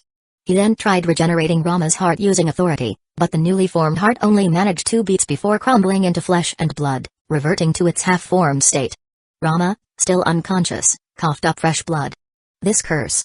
Shiomi instantly recognized its source, but the discovery only brought more questions. Realizing he couldn't fully repair Rama's body, he left the nursing and dressing to Karan and Florence Nightingale, lifted the tent flap, and stepped outside. You're a bit more skilled than before. That's not like you, Skathak remarked, having watched Shiomi's treatment process. My master never told me anything, Shiomi replied, staring at his blood-stained hands. I always thought I was just deepening my mastery of primordial runes, but it turns out I've already touched the power of authority. It's a forbidden domain after all. Even I wasn't sure whether I should let you approach or understand it. For once, Skathak's tone carried uncertainty. Originally, I had hoped that even if you returned to the land of shadows someday, you would still remain unaware of the true nature of that power. Is that so? Shiomi understood her concern and spoke casually, without any intent to complain. More importantly, the curse on Rama's heart. It's not something created by magecraft, Morgan said flatly. You were all there. Don't tell me you didn't notice? About that. Skathak glanced at Shiomi, knowing full well he had already realized it. It's the soaring spear of piercing death, Shiomi sighed. So the one who injured Rama. Was it you, master? What do you think? Skathak replied wryly. You've still got the nerve to crack jokes at a time like this.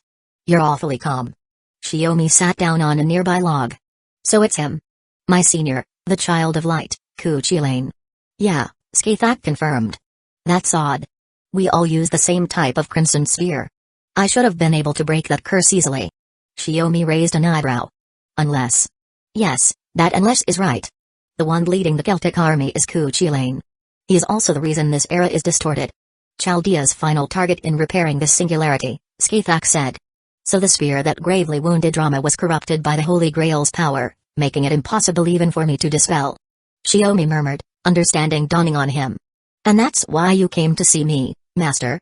I originally planned to tell you immediately, Skathak said, shaking her head. But when I saw you heading to meet the President King, I held on to a little hope. hoping my dear disciple would form an alliance with them and gather enough strength to defeat Ku Chilane. Though a bit delayed, the outcome had ultimately stayed the same. Still hard to imagine that Ku Chilane, of all people, would get his hands on the Holy Grail and become king of the Singularity, the root of the seer's distortion, Morgan scoffed. She had met Ku Chilane twice and found it hard to believe he had the makings of a ruler. If it were my husband, that'd at least be more plausible. That's a pretty over-the-top joke, Morgan, Skathak replied with a faint smile. If the cause of the Singularity were my beloved disciple instead, I'd advise anyone trying to fix it to just give up. Morgan blinked, then gave a wry, conflicted laugh. A bit irritating. But I have to agree with you. Could you not make me sound like the world's top villain? Shiomi muttered, unsure what he'd done to earn this treatment. Putting that aside, about what Morgan said. Ku Chilane couldn't be behind this. Skathak leaned against a nearby tree. The Ku Chilane you knew, sure. But what if he's fallen? Altered? Shiomi immediately thought of the 2 times he'd seen Artoria in that state. Exactly, Skathak said, lowering her gaze. The one we face now should be called the Mad King Ku Chilane. The Mad King, huh? Shiomi grabbed a stick and tossed it into the campfire. So master, you didn't came to this singularity to help me. You came to stop him. Before he could finish, Skathak reached over and ruffled his hair cheerfully. You keep saying you're not sulking, but clearly you're jealous. It doesn't matter who the Mad King is. If he's my disciple, it's my duty as his master to clean up the mess, Skathak said. He's not anything special. Make sure you understand that much. Shiomi was about to respond, but just then the tent flap opened again and Karan stepped out. Rama's emergency treatment was complete. It was time to discuss the next steps. Chapter 264, in the end, without a way to lift the curse, any treatment would only serve to temporarily prolong Rama's existence as a servant. Neither in the end, without a way to lift the curse, any treatment would only serve to temporarily prolong Rama's existence as a servant. Neither Shiomi nor Skathak could dispel the curse, which had been strengthened by the power of the Holy Grail under the King of Magecraft. That left only 2 options. One is to defeat the one who cast the curse. The Mad King Ku Chilane, Shiomi said, sitting on his bed inside his small tent as he discussed the situation with Chaldea's Morgan. The other is to improve the precision of the treatment. It wasn't that their healing methods were flawed. The issue was that Rama was no longer among the living. He was a servant. The most effective approach was to find another servant who had known Rama in life. If they could access the schematic of who Rama was while alive, Shiomi would be able to fully restore his damaged heart. Rama mentioned that he did know someone. That's apparently why he fought the Mad King, Shiomi explained. But who exactly is that person? What a pointless question. Obviously, it's his wife, Morgan replied with a faint smile. You mean Sita, the one from the epic? Shiomi nodded. I guess that makes sense. But still what? I kind of want to rant about that story, but no matter how I put it, it just feels inappropriate, Shiomi said with a half laugh, half sigh. There are complexities only the people involved truly understand. My husband will come to understand that one day too, Morgan said softly. Shiomi let out a thoughtful sound. One day, huh? Wonder when that'll be. In any case, it's already late. You should get some rest. I'm not on control room duty tonight. Someone else will handle any emergencies and contact you if needed, Morgan said. Since Chaldea's support for the Singularity needed to remain synchronized, once Spiritron transfer was completed and repair work began, both timelines would be fully aligned. Besides, the director and the others were still at the 3rd Singularity, and things weren't looking good there. Shiomi hoped Chaldea would prioritize the situation in Okino's. As for Morgan's rest, it actually meant heading to her private workshop to prepare supplies and remain ready to respond to any unusual developments in the Singularity. Get some sleep, alright? Just because I'm not around doesn't mean you can slack off, Shiomi said with a smile, then cut the communication. He was just about to lie down when the curtain to his tent was pulled aside. No wonder you vanished after dinner. Karan said you'd already come back to your tent, Skathak said, stepping in. Yeah, figured I should turn in early. This Singularity's scope is way too big. Everything's way more complicated than I thought, Shiomi replied with a shrug. Skathak sat down beside him. That's not what I meant. Karan said. You're sulking. Why does she have to tell everyone everything?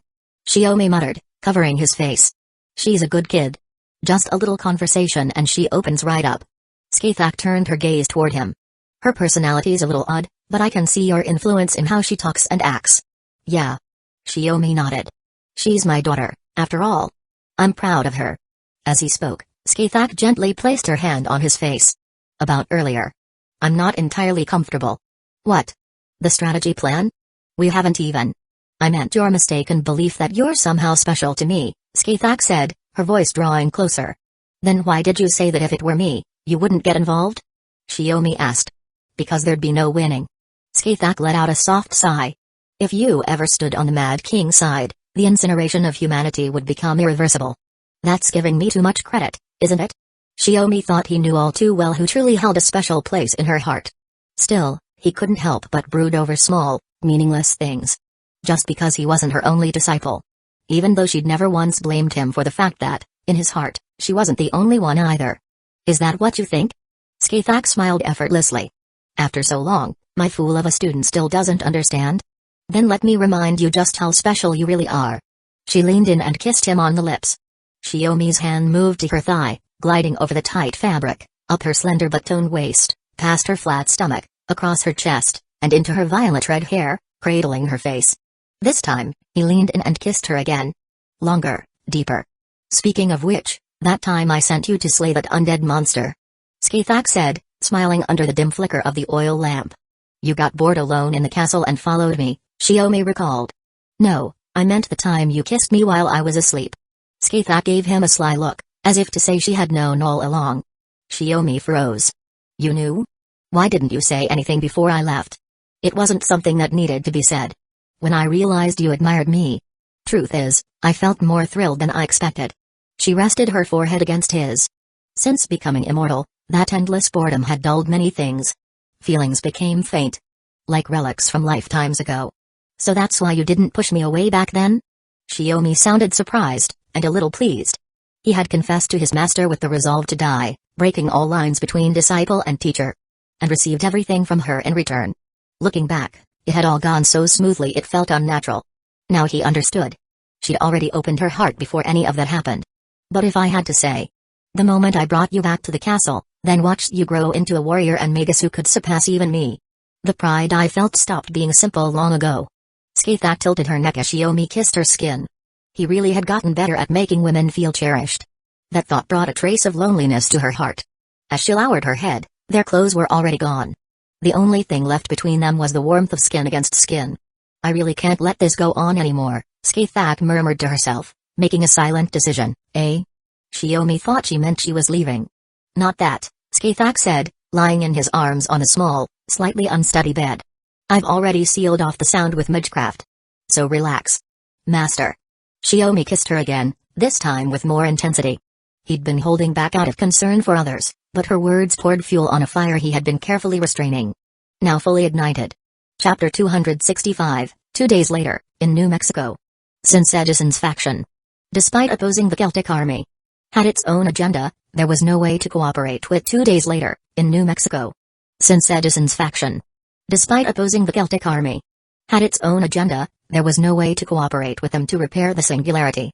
As a result, Chaldea's group chose to ally with Geronimo's smaller, third-party force. To strengthen their forces, they followed Geronimo's suggestion and headed south to New Mexico, where Robin Hood and Billy the Kid were conducting field investigations. The intel they sent back mentioned stray servants spotted in the town of Deming. To find Rama's wife, Sita, they needed to recruit those neutral servants and ask them about her whereabouts. Otherwise, they'd just be wandering aimlessly, losing control of the situation. And the chance to repair the singularity would slip further away. By the way, didn't Master say a couple of days ago that you'd already recruited several lone servants before coming to see me? Shiomi asked, glancing back from the driver's seat of the carriage. Why didn't you have them come join us? Skathak leaned against the side of the carriage, answering casually, nothing complicated. From the moment you arrived in this singularity, I noticed your presence. But with how far away you were, just getting to that rendezvous point took everything I had. So you didn't call the others over? Karan asked. Right. And besides the main force, the Celtic army also has smaller groups scattered across various regions, Skathak said. Those servants are conducting their own investigations. Once we've dealt with Rama's curse, we'll regroup with them. That said, Rama's condition remained precarious. He was still hovering near death, but unlike a human, he wasn't entirely incapacitated. After 2 days of treatment, he was even able to hold conversations. He had even started protesting Florence Nightingale's idea of carrying him around wrapped in restraints like a mummy, just to keep moving. Well, it can't be helped. If we can take care of some of the scattered Celtic troops before regrouping, It'll make things much easier when we launch our counterattack later, Xiaomi said with a smile. You're still thinking about allying with the US forces? Geronimo asked as he sat beside Xiaomi, helping to navigate the route. Xiaomi nodded. The problem is Edison, not the entire faction. Not everyone there shares that President King's ambitions. And we can't just leave a servant like Karna unchecked. If Edison orders him to intervene while we're in the middle of a battle against the Celtic army or the Mad King, we'll be in serious trouble. In any case, my beloved disciple has a point. Charging blindly into Ku Chilane's base would only get us stalled by random troops or servants who haven't even shown up yet. If the enemy just waits us out, we'll still be the ones at a disadvantage, Skathak added. With their current lack of manpower, they couldn't afford full-scale campaigns to systematically eliminate the Celtic army. So even if Rama's curse were lifted, their only option would be to split into two groups. One to draw the attention of the main Celtic forces, and another to strike the base while the Mad King was left vulnerable. In any case, even though we've gained more allies, the gap in combat power is still pretty hopeless, Karan remarked. But I guess that's to be expected. It was the same during the Rome Singularity. Xiaomi let out a relaxed laugh. Come on now, no need to complain at this point. We're not completely on our own. You seem to be in a surprisingly good mood, Dad. I thought you'd be more tense. Karan raised an eyebrow and idly poked the back of Xiaomi's neck. Well, I am technically the one in charge of this singularity's restoration. If I start getting pessimistic, it'll drag everyone down, Xiaomi replied, still smiling. He was in an unusually good mood. So much so that even he hadn't noticed something felt off. Which made it all the more obvious to everyone else. That's just how he is. Probably ran into something good, Morgan's voice drifted in, casual and amused. Of course it's something good. I got to see my master again, and she even chose to join us, Xiaomi's smile faltered slightly. So she saw through it after all, he thought. For the past 2 nights at the Riverton camp, his master had quietly come to his tent. Xiaomi had kept it hidden well. So well that even Karan, who knew him best, hadn't noticed a thing. But Morgan had seen right through him with just a glance over the screen. Building trust with servants in a singularity is no easy task. If your goals aren't aligned, it can quickly turn into a battle like the one before, Morgan said, looking at Xiaomi. In that sense, having a servant you can trust from the start is definitely reassuring. Yeah. That's true, Xiaomi admitted. When you get back, you're going to tell me everything about the 5th singularity, from beginning to end, Morgan said suddenly. The 3rd singularity encountered the Argo of ancient Greece. Almost everyone from myth showed up. Heracles included. The command room will shift focus to that front soon. The implication was clear, the situation at the 3rd singularity was dire. Even with more masters, and solid fighters like Mash and Gray, it was still dangerously unstable. Xiaomi couldn't tell if Morgan was subtly warning him for later or just saying she wouldn't interfere too much for now. But you don't need to worry, Da Vinci's voice chimed in cheerfully. Chaldea will still keep an eye on things. Unless something urgent comes up, though, we'll leave on-site decisions to you. Don't worry, everyone in Chaldea. The master you sent to this singularity is top-notch. Skathak's fingers brushed lightly along Xiaomi's cheek, the touch carrying a teasing, suggestive air that made Xiaomi nearly shiver on instinct. If anything, maybe too top-notch, Ramani added with a half-joking grumble. As the light conversation continued, their carriage, now not far from Deming, soon spotted a small town appearing on the horizon. Skathak nimbly grabbed the side of the carriage, leapt up, and stood atop the roof. Looks like Deming's got something unusual going on. They've even put up a sign to point the way. Now showing, Broadway. Broadway? Didn't that come into existence after 1810? Xiaomi sounded surprised. Another historically inaccurate detail. It almost certainly meant there were servants here. Any idea what era they're from? Can you check, Master? Unfortunately, I don't have the convenience of clairvoyance. Even if I started observing now, by the time I figured it out, we'd already be there, Skathak replied. You didn't happen to use all that power just on me, did you? Xiaomi joked. If that's what you want to believe, then you're not wrong, Skathak said. Hey, come on now. Chapter 266. The carriage came to a stop at the entrance of Deming. With the plan to enter the town for investigation and rendezvous with Robin Hood and the others, Xiaomi made the decision for the group to proceed on foot. Once the carriage halted, Xiaomi hopped down and, seeing Karin stepping out, reached up to catch her mid-jump, letting her land safely in his arms before setting her down on the uneven ground. This late 18th century American town had red dirt roads. Judging from the lingering mud and moisture, it must have rained recently. The roads were still damp and slick. Easy to slip on if one wasn't careful. Watching this from atop the carriage, Skithak seemed lost in thought. Noticing her gaze, Shiomi looked up just as she leapt down. Nice catch. Didn't even need a hint from me, Skithak said, arms wrapped around his neck. This isn't exactly a school trip. Shiomi muttered as he gently set her down. Then he turned to Florence Nightingale. Please stay with the carriage and watch over Rama. If a fight breaks out, be ready to get him out of here fast. Caution was essential. After all, the last time they'd heard from Robin Hood and Billy the Kid had been 2 days ago. Even servants weren't immune to the limitations of the era without proper communication tools. Anything could have happened in that time. But soon, Shiomi found himself regretting this entire visit. When he first saw the Broadway show sign, he assumed it was the handiwork of a performance-type servant. What he didn't expect was to be assaulted by the voices of 2 top-class singers completely butchering their songs. So off-key they didn't hit a single note. Shiomi wasn't much of a singer himself, but this level of tone deafness had him mentally unraveling. Not even when facing the king of Magecraft had he ever felt such despair. Oh. That's Emperor Nero. Though the outfit's a little different, Karen said, recognizing the performers on stage. And there's Elizabeth Bathory. Her costume is just as elaborate. She and Gray had previously gone to the second singularity, where they encountered both Nero in her pre-servant form and Elizabeth as a stray servant. Even Skithak was forced to cover her ears at the overwhelming magical noise. Yet Karen seemed entirely unaffected. A closer look revealed she was wearing a pair of earplugs imbued with soundproofing Magecraft. The moment she recognized Nero and Elizabeth performing, Karen had immediately put to use the precaution she thought she'd never need. Indeed, their magical singing had surpassed physical tolerance. Only Magecraft could fully shield one from it. In the audience seating below the stage, Robin Hood and Billy the Kid were slumped unconscious in their chairs, making Shiomi genuinely concerned about whether their spirit origins could still hold together. No wonder the pair had gone silent for the past 2 days. Long time no see, puppy. What a fateful reunion. Elizabeth squealed, instantly recognizing Karen and waving excitedly. It seemed she still retained her memories from the Rome singularity. Nero, however, showed no sign of recognizing her. Given what happened with Mordred in London, Shiomi had already raised this phenomenon in a Chaldea briefing. So there was no need to dig deeper. You're the Chaldea that Elizabeth mentioned. I heard I met you once when I was alive. She asked excitedly. Nope, I only know Karen. I don't know this guy next to her. Elizabeth jumped down from the stage and greeted Karen cheerfully. Is he your boyfriend?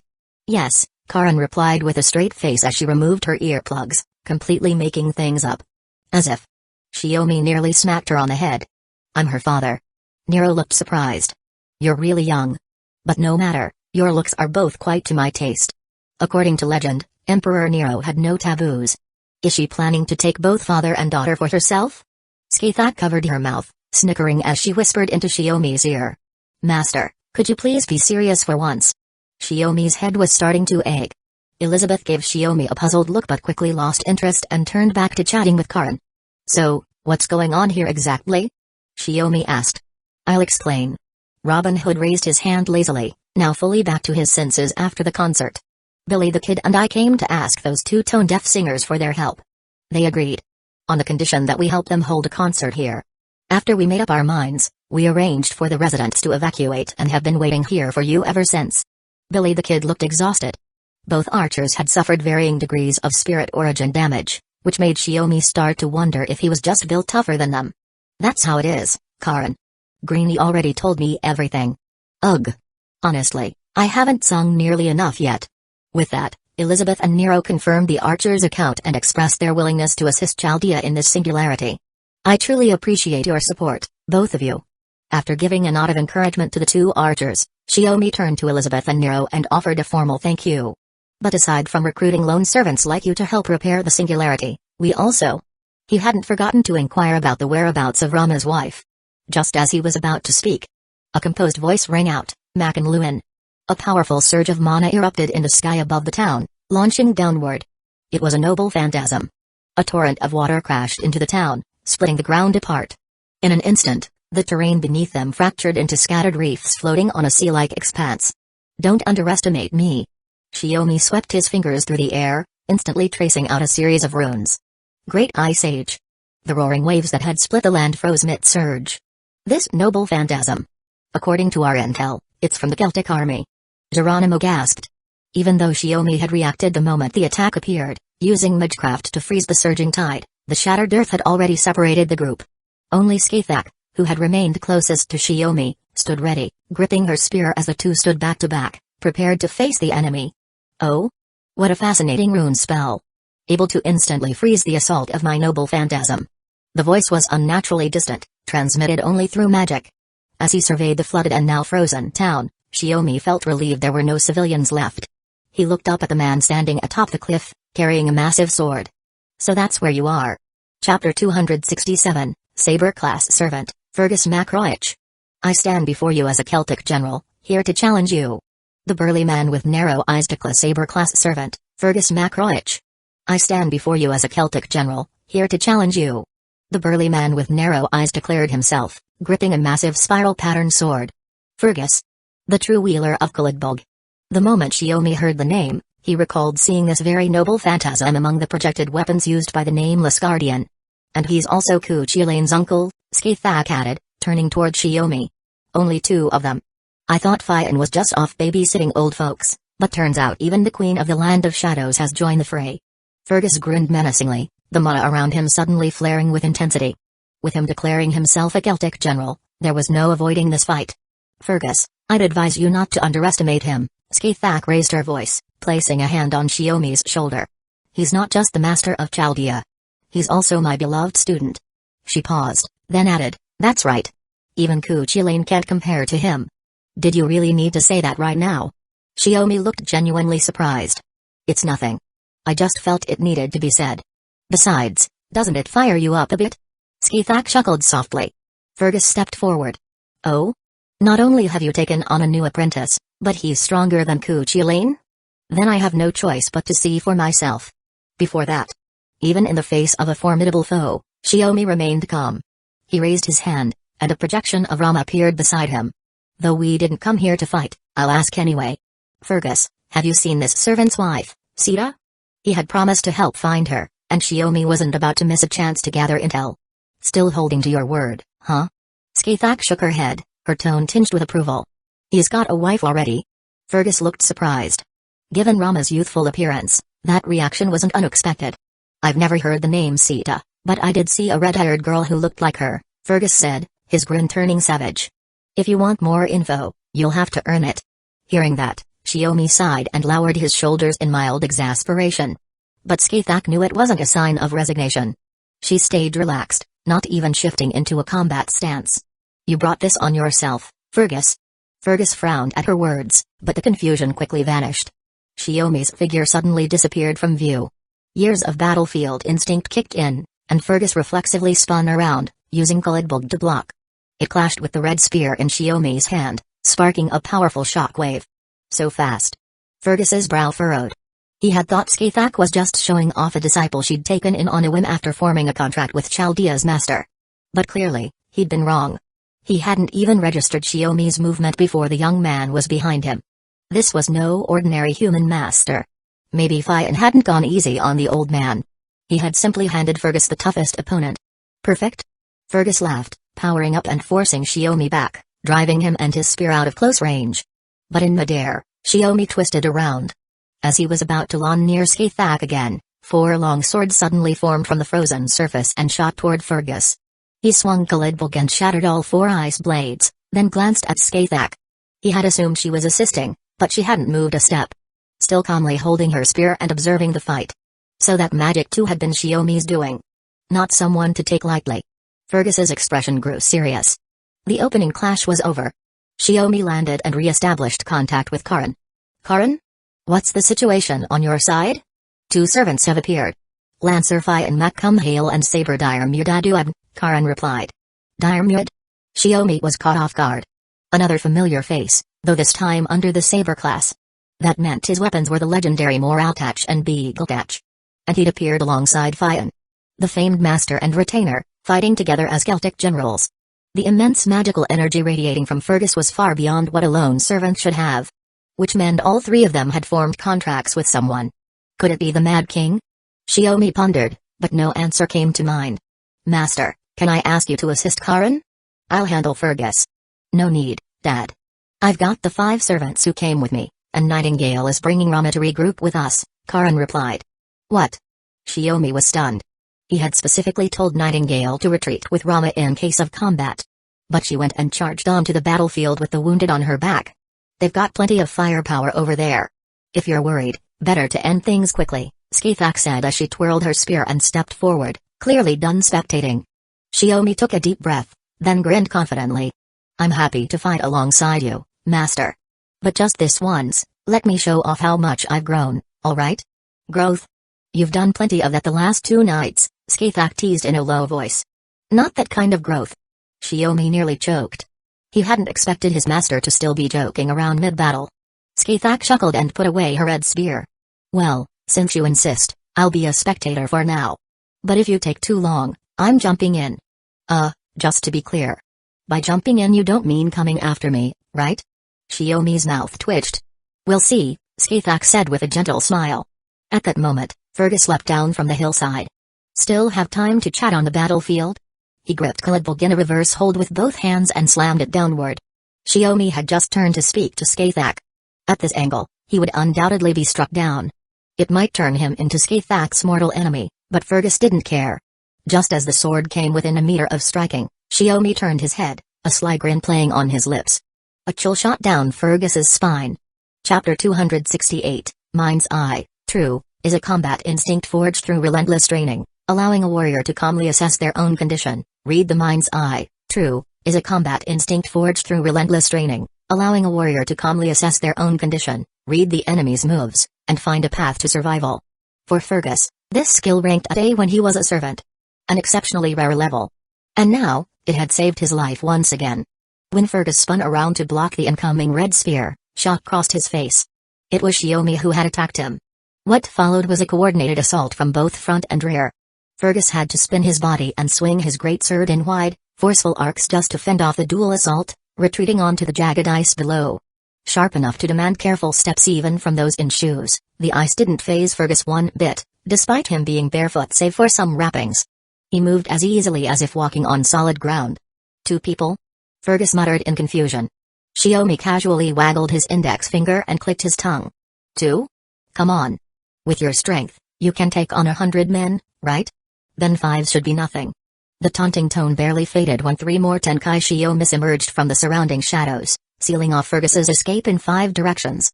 So that's it. Magecraft clones as strong as the original. Skithak narrowed her eyes at the scene. I don't recall ever teaching you that kind of spell. Then it must have come from the Witch of Britannia. She understood at once. Shiomi was already astonishingly fast, and with the addition of short-range teleportation Magecraft, even Fergus, with his exceptional mind's eye, was quickly pushed to his limits against 5 simultaneous attackers. Under normal circumstances, the best move would be to identify and target the real one. But as Skithak had surmised, each clone was nearly indistinguishable from the original in both form and speed. In such a high-speed melee, even Fergus couldn't tell them apart. And unlike a team of individuals, with its inherent mix of coordination levels, a set of clones operated on a single unified strategy. Seamlessly and flawlessly. Before long, Fergus's heavily muscled frame was covered in wounds, large and small. He glanced at the red spears storming in like a relentless tide, unable to guess when Shiomi would unleash that noble phantasm, the one guaranteed to strike true. So, didn't expect to get pushed this far. But this just makes things more exciting. Fergus dodged 3 spears crashing down and broke into a fierce grin. Now I'm really fired up. He raised his massive sword. Noble phantasm. Release.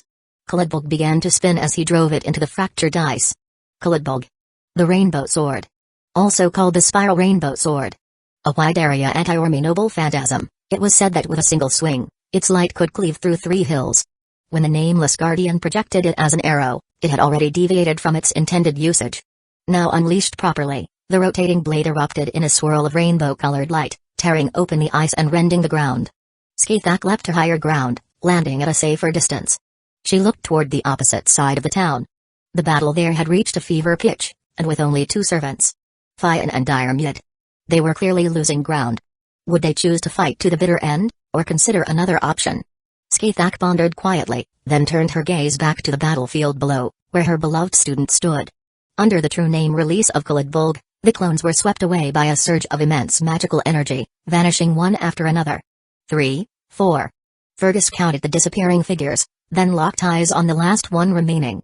5. As the noble phantasm's release concluded, the ice-covered town lay in ruin. Seizing the moment while Shiomi was still off balance from dodging the attack, Fergus charged in with his massive sword, aiming straight for his body. The thick blade of Audiobook pierced through his chest, blood spraying in all directions. "It's over," Fergus declared, brimming with confidence. "This spear was a gift from my master. Its name is Bolg, soaring spear that strikes with death." That deathly voice rang out once more. Fergus's instincts flared. Something was wrong. He tried to dodge, but midway through turning, he found he couldn't move at all. Then, from the corner of his eye, he spotted the reason. The first spear had sealed off the space around him, and the second was hurtling straight for his heart. The one he had impaled, gored through the chest with blood spilling everywhere, was just a clone. In the chaos, Shiomi had slipped away and released a fifth clone, lying in wait for Fergus to drop his guard after thinking he'd wiped them all out with his noble phantasm. That was when he struck with a killing blow. A split second from death. Even Fergus felt defeat was inevitable. But then, from an unexpected angle, a wyvern burst onto the scene and rammed into Shiomi. However, once the Red Spear's true name was released, its fate-sealing strike could not be evaded. Unless the target possessed incredible luck or instinctive perception sharp enough to dodge at the last instant. As it happened, Fergus's luck was on the lower side, only rated C, but when combined with his exceptional mind's eye and the wyvern disrupting the spear's trajectory by interfering with the first strike, it was just barely enough. Shiomi flipped back, narrowly avoiding the charging wyvern, and watched as the red spear slipped from his grip. Unfortunately, Fergus had avoided a direct hit to the heart, escaping with just a pierced torso. Clutching onto the wyvern's talons, Fergus was lifted into the air. "Lord Fergus!" A voice called out from above. Two more wyverns circled overhead. One of them was ridden by a blond man, who called down, "Perfect timing. The tide's against us. Let's fall back for now." Shiomi narrowed his eyes, scanning the two riders. One of them, dressed slightly differently, was Diarmid. That meant the other had to be Fian. Their ambush had failed, and now outnumbered, they had no intention of dragging the fight out. Fergus, clutching his bleeding chest, hauled himself onto the wyvern's back. "Almost didn't make it out of that one. You've taken in a monster for a student, Queen Skathak." Fergus cast a glance at Skathak's smirking face. Now that was a battle to get the blood pumping. Diarmid looked toward Shiomi, raising his blood-stained sword with excitement. "I didn't expect to run into you at this singularity. And I brought records from another place as well. Next time, I'll make sure to challenge you with both these cursed blades." "Anytime," Shiomi replied, raising his hand as the red spear flew back to his grip. The three turned their wyverns and prepared to retreat. Shiomi knew there was no stopping them now, and pursuing blindly might only lead straight into a waiting Celtic army. Just then, Fergus turned his head back and, through gritted teeth, called out. "By the way, for someone as strong as you, I'll share that intel you asked about earlier." Chapter 269, Fergus left behind two critical pieces of intel. First, the possible location where Rama's wife, Sita, was being held. Alcatraz Island, also known as Devil's Island, one of the most infamous prisons in American history. Second, the identity of the true mastermind behind this singularity, the one controlling the Holy Grail and who had turned Cuchulainn into the monstrous Mad King. Queen Meb. If that's true, then things might be worse than we anticipated. Shiomi stirred the fire with a branch, slowly roasting the fish he'd caught from the river. "That's exactly why we're using this operation plan," Skathak said, leaning lightly against Shiomi, her tone relaxed. With this new intelligence, Shiomi formulated a strategy. Karin would lead the other servants in a large-scale diversion, drawing attention from the bulk of the Celtic army and their allied servants. This would force the main Celtic force, stationed in Washington, to deploy more of their troops outward. At the same time, the lone servants Skathak had previously recruited would link up with Karin's team. Meanwhile, Shiomi and Skathak would use the gap in Washington's defenses to infiltrate the enemy's headquarters and assassinate Meb, the Grail holder. Since they couldn't be sure whether Cuchulainn would remain at the main camp or be lured out by the feint, Shiomi and Skathak were moving as a pair, ready to face a 2-on-2. Or even a 2-on-many scenario. "So, Cuchulainn, should I be the one to take down Senpai, or do you want to do it?" Shiomi asked, eyes fixed on the fire. "Whoever gets the opening takes the kill," Skathak replied with a helpless smile. This high-speed, two-person deep strike plan reminded Skathak of the final days before Shiomi had left the Land of Shadows. She had already passed down everything she could. There was nothing left to teach. So Shiomi would often leave the castle on her behalf to hunt down the monsters born of death. And more often than not, those hunts turned into joint missions. This felt the same. The only difference was the target. "Yeah." Shiomi nodded, pulling up a projected map from the device on his wrist. They were still 200 kilometers from Washington. Without a marked destination, his teleportation magecraft couldn't perform an accurate transfer. That meant the only option was to cover the ground with their own feet, enhanced by magecraft, moving at inhuman speed. So far, aside from the Celtic warriors locked in a northern standoff with Edison's mechanical army, the rest have already been diverted south toward the Feint. By now, they've probably clashed near Dallas, Shiomi reasoned aloud. He and Skathak had traveled light and fast, staying out of enemy detection range, silently approaching Washington. The vast central plains of the U.S. made their advance remarkably quick. Tomorrow, Skathak said. She meant they'd reach Washington by tomorrow at their current pace. Robin Hood lent us his noble phantasm, no face-making. Infiltrating the headquarters won't be a problem, Shiomi assured her. Compared to Rune Magecraft's concealment, Robin Hood's noble phantasm offered a unique advantage. It mimicked the effects of an assassin's presence concealment skill. The only caveat was that while cloaked, the user remained physically present. Touching them would still give away their position. No, Skathak said, shaking her head. I meant there's not much time left in this singularity. Once Medbus eliminated and the Holy Grail is retrieved, your mission here with Karin will be complete. Shiomi's eyes widened slightly. Now he understood what she really meant. Their long overdue reunion was about to end. This singularity spanned the entire continental US. He had been rushing across it for over a week. And during that time, he had spent a rare, precious week by his master's side. The thought that they'd have to part ways again once the mission ended left a quiet, unshakable weight in his heart. It'll feel a bit lonely, Shiomi murmured, brushing his hair back. Skathak let out a contemplative sound. Isn't your wife still waiting for you back in Chaldea? Shiomi scratched his head. Maybe the real trial would only begin after this singularity was resolved. No point in overthinking it. He'd only know how badly he'd be dealt with once he got back. Shiomi stood up from the stump he was sitting on and walked over to the riverbank, preparing a spell. Moments later, a circular pit several meters wide and half a meter deep formed along the edge of the river. Water flowed in, quickly filling it to the brim. He tossed in 2 rune-engraved stones. The previously murky water instantly turned crystal clear and began to steam. You really don't give up on comfort, no matter where we are, Skathak commented as she approached. Master, want to go first? Shiomi tilted his head with a grin. Even if you're a servant, a soak in a makeshift hot spring isn't a bad idea, right? Is that really all you have in mind? Skathak replied with a faint smile. Shiomi settled down on a nearby rock and said openly, Don't worry, Master. Go ahead and enjoy the spring. I'll stay here and keep watch. So that's your plan. If you don't mind, I won't argue, Skathak said, brushing her hair aside.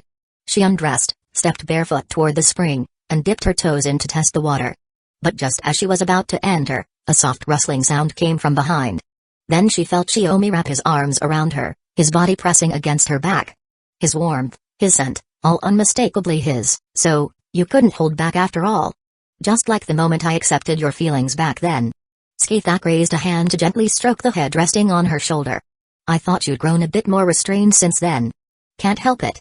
You're the one who turned me into a man, Shiomi replied smoothly, pulling her closer as they sank into the water together. And over here, you're the one who visits me every night. Quite greedy, aren't you? Skathak murmured, though it wasn't clear if she was speaking of him or teasing herself. At moments like this, she felt less like a legendary warrior. And more like a woman, simply and entirely. And tomorrow's important, right? You'll need more mana, won't you, Master? Shiomi whispered between kisses, hungrily tasting her lips and tongue. Skathak gripped his chin. Do you sweet-talk her like this too? Maybe I'm the one being tricked. Is that so? Chapter 270, The White House, once meant to serve as the administrative heart of the United States, now stood adorned with statues that clearly didn't be the White House. Once meant to serve as the administrative heart of the United States, now stood adorned with statues that clearly didn't belong to this nation. In the middle of the plaza, an enormous dark purple spear was embedded deep into the ground. Queen Med stood proudly in the plaza, basking in the deafening cheers of the Celtic warriors around her. She waved with a warm smile, as if she were truly adored by countless followers. Beside her stood a tall figure, wreathed in ominous black and crimson. Ku Chilane. According to Fergus, those soldiers were all created by her using the Holy Grail.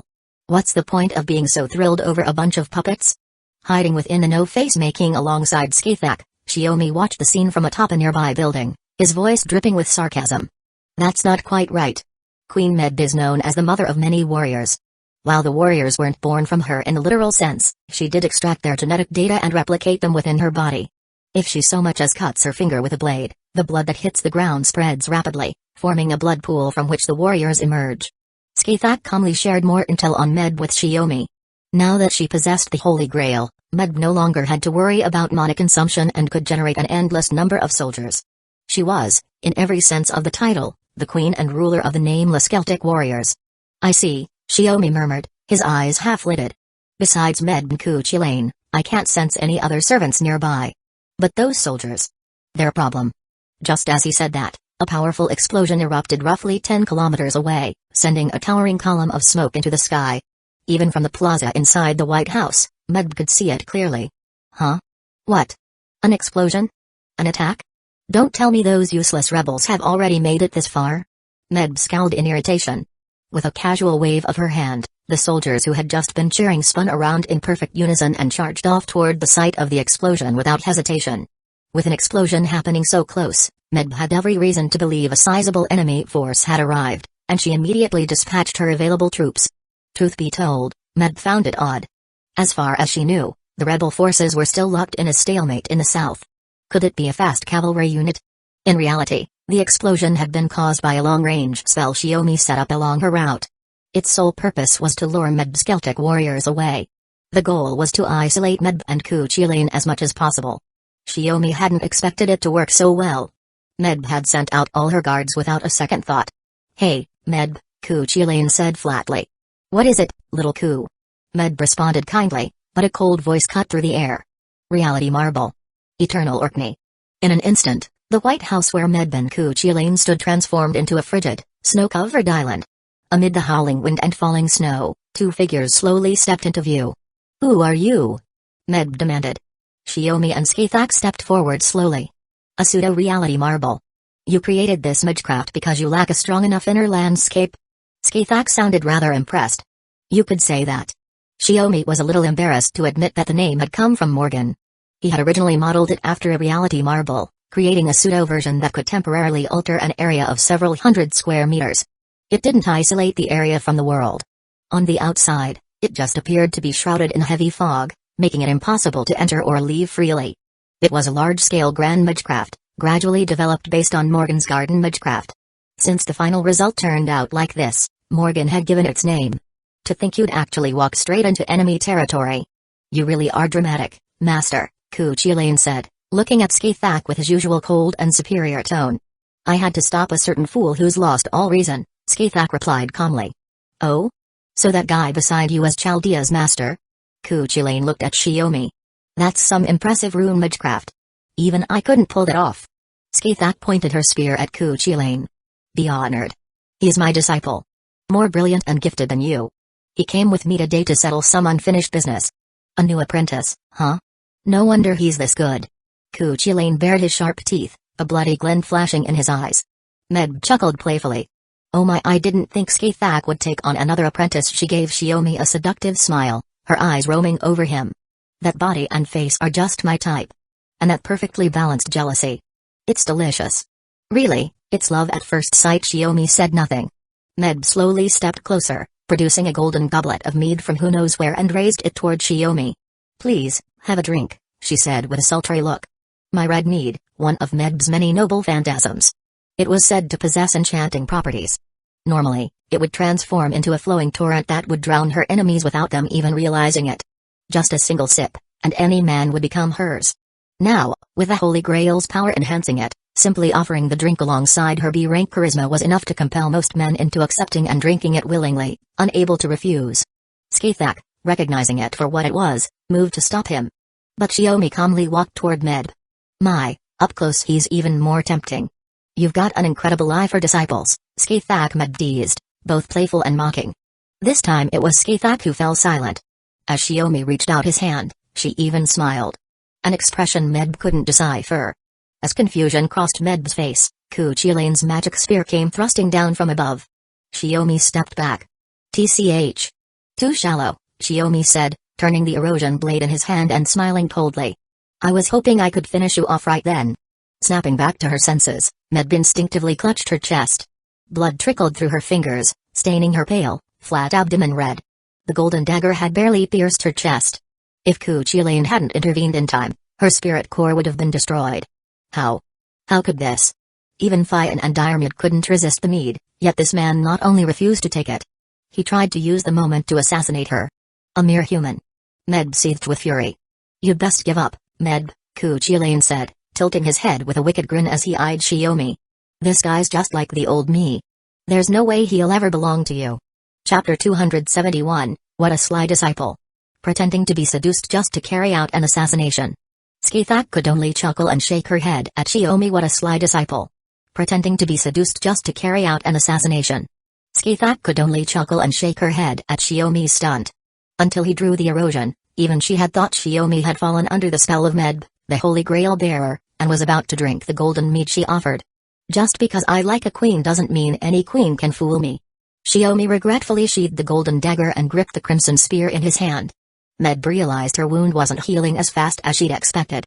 That dagger must have been cursed. Her body was limp, her strength drained. She couldn't fight. A cruel smile spread across her face. "I love men like you. Bristling with thorns. If you won't become mine willingly, then I'll just break your limbs first and tame you slowly." Cuchulainn scowled in disapproval. "Huh? Your brain short-circuited just because someone disobeyed you, Medb. He's like me. One of her disciples. Capturing him alive won't be easy. It's fine, little Ku. Killing him is fine too. He's just a human. With a holy grail, even a corpse has its uses." Medb licked her lips, her devastatingly beautiful face twisted by something utterly inhuman. "If we take down Chaldea's master, we'll have leverage to negotiate with the king of Magecraft." Shiomi felt a wave of nausea. He hadn't expected to attract the attention of someone who was practically the embodiment of lust.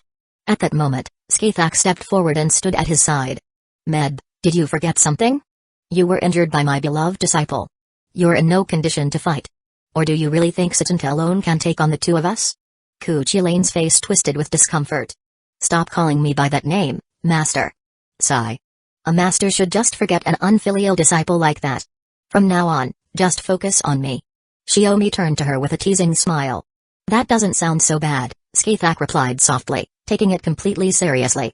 Shiomi looked mildly surprised, then chuckled. He pointed his spear at Cuchulainn and asked his final question. "I've only seen you twice, and each time was brief. But there's something I don't get, Cuchulainn. Why would a man like you sink so low as to fight for Medb, the very woman who orchestrated your death?" Medb's wound had begun to close, though the bleeding hadn't stopped. She raised her blood-stained hand and licked her wrist. "Isn't it obvious? It was my wish. I wished on the Holy Grail for little Ku to become a king. A wicked, powerful king who could stand as my equal. You made a wish to the Holy Grail. To the king of Magecraft?" Shiomi frowned, stunned that a heroic spirit etched into human history would go that far. "Do you even know what that means?" "I don't care. I can't see it anyway," Medb said casually, spreading her arms toward Cuchulainn. "Because he's the only one I see." "Shut up. You're a pain. Go die somewhere you won't actually die," Cuchulainn replied coldly. "Oh, so cold. But I like that about you too," Medb giggled flirtatiously, smearing the blood from her hand across her face with a crazed charm. Shiomi had no interest in talking anymore. The answer was clear. In the icy reality marble, the frigid air grew even colder. Killing intent seeped into every breath. From a distant hillside, a heavy layer of snow collapsed with a thunderous crash. That sound marked the start of battle. "I'll take the lead." Before Shiomi could respond, Skithak shot forward like a streak of violet lightning. In an instant, her red spear clashed with Cuchulainn's hundreds of times. Of course. She wanted to deal with her own disciple first. Shiomi understood her intentions.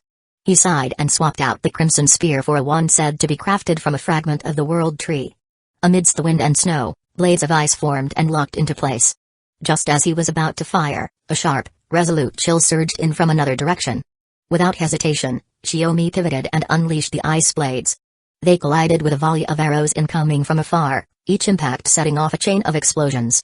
Skithak and Cuchulainn disengaged from their clash and backed away. She glanced toward the source of the disturbance and heard Medb's mocking voice ring out, "Did you think sending out all the Celtic warriors and delaying my ability to summon soldiers would guarantee you could assassinate me without fail?" As her triumphant voice echoed, an archer-class servant emerged slowly and gracefully from the thick fog. Dark-skinned, black-haired, clad in white. Getting through the fog took a bit of time. "Are you unharmed, Queen?" the archer asked with calm courtesy. "I'm fine. Keeping you on standby just in case was clearly the right decision, Arduna," Medb replied, brushing aside her pink hair with smug confidence. Arjuna? Shiomi narrowed his eyes. His luck really was something else. The very pinnacle of misfortune. A week ago, he had fought Karna. Now, just as he launched a surprise attack on the berserk Kuchulain, he ran into another legendary heroic spirit. One equal to Karna in the great epics. Arjuna. The hero who slew Karna during the Kurukshetra war. Karna's half-brother. That makes it 3 against 2. No, 2 against 2. Med lifted her hand and gave a slow, deliberate wave. You think just because you're Skathak's apprentice, a mere human can stand alongside heroic spirits? The moment her hand fell, Arjuna fired without warning. 5 or 6 arrows shot toward Shiomi at once, streaking through the air in a flash of red. Shiomi raised his spear with his left hand, holding it diagonally in front of him. The shaft hissed with trails of white smoke where the arrows had struck. Impressive archery. Shiomi glanced at his spear, then looked to Arjuna. I wonder how you stack up against the other archer. Gilgamesh, the king of heroes? Arjuna, unfazed by the provocation, remained stoic and gave a slight shake of his head. The ancient king of heroes is not one I am familiar with. If you wish to compare us, I can only say I am modestly honored. He drew his bow again. Shiomi readied both his wand and crimson spear. It seemed that joke from earlier had come true. He and his master would each be facing a formidable opponent. Chapter 272, As an archer, Arjuna's stats were exceptional. Everything aside from luck and noble phantasm ranked above B, and his strength even reached as an archer, Arjuna's stats were exceptional. Everything aside from luck and noble phantasm ranked above B, and his strength even reached a staggering A. That was why this seemingly emotionless hero could move like a mobile artillery platform, loosing deadly arrows in rapid succession while darting across the battlefield. Each shot was precise. Each shot lethal. Even those that missed their mark and struck the earth or hillside exploded violently on impact. Is this the effect of clairvoyance? Shiomi speculated. Not the kind possessed by the king of magecraft, but the eagle-eye variety, typically ranked between B and C. What's more, Arjuna calmly used his mobility to reposition and shoot, forcing Shiomi into a formation where he and Skathak stood back to back. Shiomi saw right through the tactic. A glance out of the corner of his eye confirmed Skathak was still locked in battle with Kuchulain, and Shiomi felt the pressure mounting. From this point on, dodging wouldn't cut it. He had to intercept every arrow. He couldn't allow a single stray shot to reach his master. Whether they landed or not, each one could disrupt her rhythm or expose an opening. Her spear technique was already beginning to lose its sharpness under the strain of battling Kuchulain's superior power and speed. That flawless spear work. Arjuna seemed to recall something, but stopped short and raised his bow again. Shiomi caught that moment of hesitation and emotion instantly. He charged forward, swinging the crimson spear to deflect incoming arrows, while his other hand worked magic through his wand. He didn't dodge. He forced Arjuna to concentrate every shot on him. At the cost of only minor grazes, he reached striking distance. At this range, you won't have time to knock another arrow. Shiomi spun his magic spear and brought it crashing down. Arjuna raised his longbow to block the strike. The clash let out a deep, heavy thud. A human had just surged with more force and speed than before. Arjuna realized he'd underestimated him. He hadn't heard any of the earlier conversation. Only noticed that Med and Kuchulain had been sealed off by some sort of barrier. Following his instincts as a warrior, he'd loosed an arrow the moment he saw Skathak locked in combat with Kuchulain. But seriously, do all Indian heroes really enjoy going against their hearts, obeying rulers like that? Shiomi laughed as he threw the words like a blade. What did you say? Arjuna's expression flickered. Edison, Med, Karna, and you. Birds of a feather. Shiomi had already guessed that ordinary provocations wouldn't work. The only one who could shake Arjuna's composure was Karna. You fought Karna? Arjuna gritted his teeth, and his power waned further as he closed one eye. Of course I did. Killing him would still cost both me and my master a heavy price. But killing you? Shiomi made his gamble. I can handle that alone. The words struck like daggers. Arjuna's eyes flew wide with rage, and flames erupted from his longbow. Mana burst, flame. It was similar to Karna's, but subtly different. This wasn't an innate trait. It was a skill granted to Arjuna by the flame god Agni through the noble phantasm he wielded, Agni Gandiva. Fury, then the loss of calm. Whether it was being compared to Karna or mocked as inferior didn't matter. Shiomi understood one thing clearly. Heroes, for all their legends and glory, always carried vulnerabilities tied to their myths. In that sense, he wasn't any different from them. Even as he thought this, the spell he'd been preparing burst forth. An eruption of glacial mana surged from the point where spear and bow clashed, aimed straight at Arjuna. What is this? Arjuna was stunned. His magic resistance couldn't withstand Shiomi's high-grade magecraft. Both he and his bow were frozen solid. That alone wouldn't be enough to seriously injure Arjuna. Agni Gandiva could shatter the ice from within. But Shiomi, having already dealt with Karna, wasn't about to leave things at that. While I've got the chance, let me send another. Suddenly, lightning coiled around his wand. But before he could act, Skithak's sharp voice rang out from behind. Reality marble. Gate of sky. Startled, Shiomi turned to see a massive, weathered stone gate slowly descend from the twisted sky and begin to open. It was the entrance to the land of shadows. Once opened, it would drag all life within its range into the dominion Skithak ruled. Her own world. Only Skithak could wield this anti-Ormi noble phantasm. Shiomi himself could only open a rift under certain conditions, and only to seal beings like spirits. Medb had already withdrawn to a safe distance. The only one still in range was Ku Chilane. But as someone who had also trained in the land of shadows, being pulled in wouldn't kill him. Skithak's intent was to trap Ku Chilane inside the burning land of shadows for several days while she and Shiomi regrouped and led the others to restore the singularity. With that, the Mad King Ku Chilane summoned by Medb's wish would vanish as well. It was meant to be the final blow. But the instant the gate closed behind the dragged-in Ku Chilane, a scene from a nightmare suddenly materialized. Turn. Just before a low voice echoed from within the gate, Shiomi reacted on instinct and activated a spell. In my body, in my name. Sensing something was wrong, Skithak tried to turn, but before she could, her vision spun. She had swapped places with Shiomi and now stood in front of the frozen Arjuna. Arjuna, still reeling from the appearance of the gate, was stunned once more by the sudden switch. Then, long claws burst out from the heavy stone doors of the land of shadows, piercing through Shiomi's chest and stomach. He barely managed to hold onto his crimson spear and wand. Oh? Even sharper than master. Shame. Ku Chilane's voice came from beyond the gate, calm as death. Whatever. Doesn't matter who. I'll send you off first. Medb's opinion doesn't concern me. Then his noble phantasm activated. Slaughter. Without exception. Liberate all curses.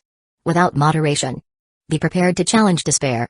Skithak finally understood what was happening and turned to hurl her spear, but Arjuna, having shattered the ice, blocked her path. Kurumad Koinchen.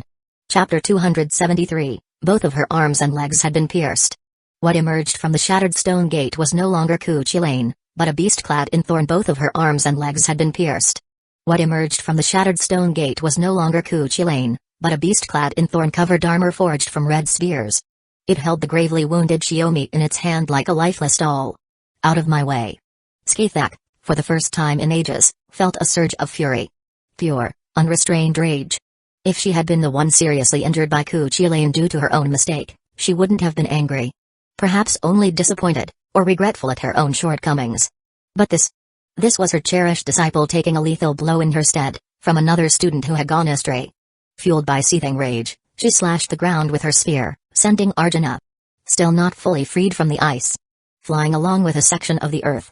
Skithak charged toward the place hundreds of meters away. She saw more thorns erupting, impaling both Shiomi and Ku Chilane.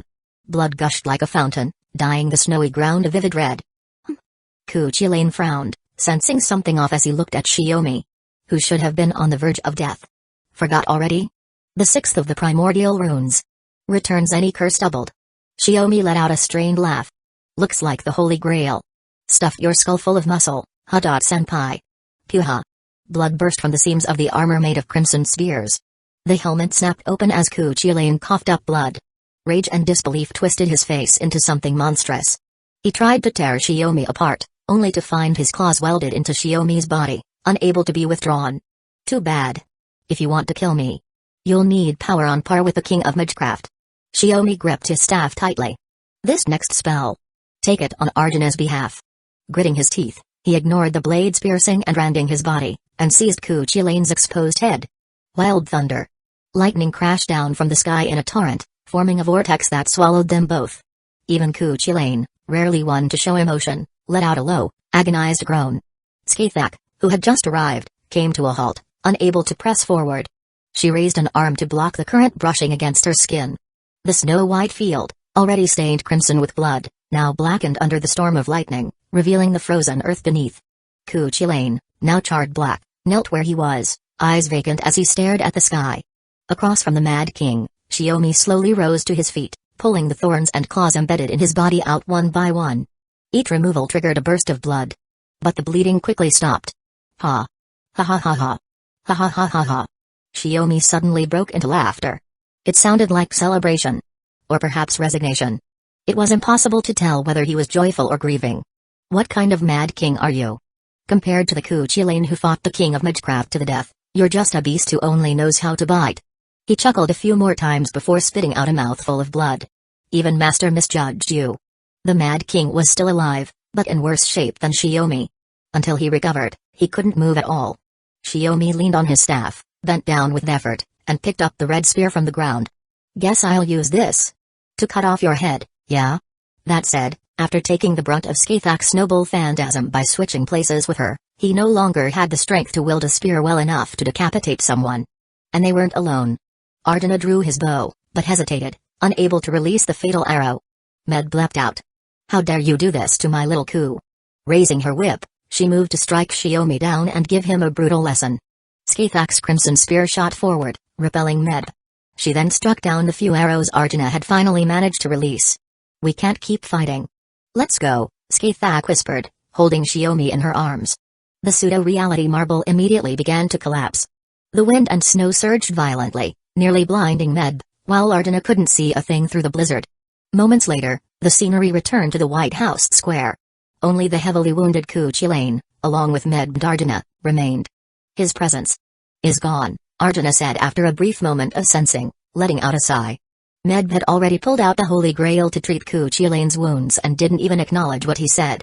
In a forest dozens of kilometers away. I'm fine. Just need a little time to recover, Shiomi said, raising his hand and staring at the blood-stained palm. The curse enhanced by the Holy Grail really isn't simple. You wouldn't understand its workings without going through it yourself. Don't waste your energy talking. Skathak tried to heal him, and another fit of coughing followed. It looked grim. But only on the surface. She knew all too well that the curse from the magic sphere wasn't enough to kill Shiomi. The curses interfering with the healing were clashing with the divine authority he had just begun to grasp, and little by little, that authority was erasing them. Without those curses, Shiomi would probably already be back to his usual self. Despite over 80% of his internal organs and body being damaged, he was still alive. It's fine. Last time, the King of Magecraft killed me outright, even destroyed the resurrection rune I had prepared. And I still didn't die, Shiomi said with a smile, reassuring his master. Your reaction was too fast. Almost like you knew this would happen in advance, Skathak asked seriously. That spell. Swapping positions with a target required the technique to be pre-prepared. She only understood why he'd engraved that spell on her the previous night when she saw it activate in that instant. It wasn't foresight. Before we came here, I had a nightmare, Shiomi replied with a bitter smile, shaking his head. I dreamed you were seriously injured by the red spear. I see. Skathak lifted him into her arms. What will you do next? Wait until you recover and launch another attack? No. First, we regroup with the others, Shiomi said, smiling with full confidence. If Med uses the Holy Grail to heal the Mad King, she won't have time to create new soldiers. If she doesn't, then he'll take longer to return to the front lines. Either way, this ambush hadn't been for nothing. From beginning to end, Med and her side never figured out what Shiomi really was. They'd never imagined that he could return to full strength in just a single day. Faster even than the King of Magecraft's Holy Grail. Understood. Then let's meet up with the others first. Skathak rested her chin lightly against Shiomi's forehead, which leaned against her chest, and agreed with a soft smile. Inside, her heart swelled with joy. Because he had moved ahead of her now. And this time, as his master, it was her turn to catch up. Chapter 274, 3 days later, in the southern city of Dallas. After recovering, Shiomi and Skathak spent 2 days making their way back to the closest 3 days later, in the southern city of Dallas. After recovering, Shiomi and Skathak spent 2 days making their way back to the closest U.S. military front line near Washington. Chicago. We're finally back. Mother has been trying to reach Father in Chaldea but couldn't get through. All we know is that he ended up in another life-threatening situation. When Karan saw Shiomi appear at the entrance of the municipal building, she let out a sigh of relief, like a weight had finally been lifted from her chest. Sorry about that. Since Master and I formed a team to raid the enemy's headquarters, we had to stay as covert as possible, Shiomi explained with a wry smile.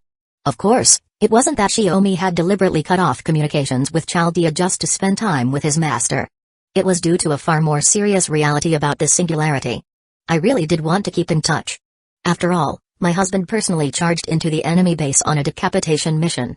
Morgan, who had joined the call, added, but this singularity is a little different. As the Celtic army advances and brings more land under its control, it becomes increasingly difficult for Chaldea to observe what's happening inside. Having infiltrated deep into the Celtic army's headquarters, Xiaomi had already entered a zone beyond observation. So this outcome wasn't exactly unexpected. If we let the Celts continue expanding their territory, this singularity will gradually stretch into a long strip, eventually covering the entire United States in the truest sense, Morgan said, pausing in thought.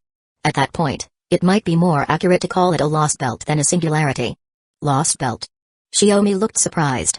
He had heard the term before, but even in the world of Nagus, it was rarely mentioned. An obscure concept tied to the operation of parallel worlds under the second magic. Zipaya, director of the Atlas Institute, also constantly monitored countless parallel worlds. Just a figure of speech. Everyone's waiting for my husband and his master to get back so we can plan our next move, Morgan said, brushing past the topic like it was nothing more than a casual analogy. Xiaomi nodded, then asked, so, what's the situation been like while we were gone? If you've taken over Dallas, there must have been some major developments, right? Yeah. While we were keeping the Celtic army's main force busy, we also resolved quite a few other issues, Karen replied as she led Xiaomi and Skathak into the city hall, heading toward the council chamber while explaining the recent changes. After splitting from him and Skathak, Karen had led her group of servants and, based on the intel from Fergus, divided them into two teams. One large, one small. Karen, along with Florence Nightingale and Geronimo, had taken Rama to Prison Island, where they did find Sita. However, to lift the curse on Rama, Sita transferred the curse onto herself and then departed. Rama, though, was successfully cured. That proved crucial when they returned to the Feint unit just in time to intercept Edison and Karna as they launched a surprise attack.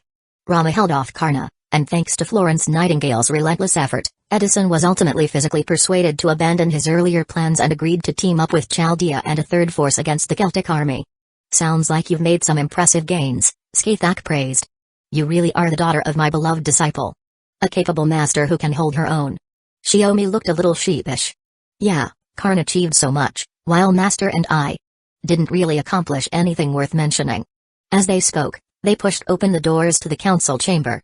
Inside, Edison's faction, Geronimo's team, and the servants Skathak had previously summoned were all gathered, waiting for their return. Naturally, because Tesla, Edison's arch-rival, was among those servants, the chamber had already become quite lively before they even got there. Edison and Tesla were locked in an argument until Helena scolded them into silence.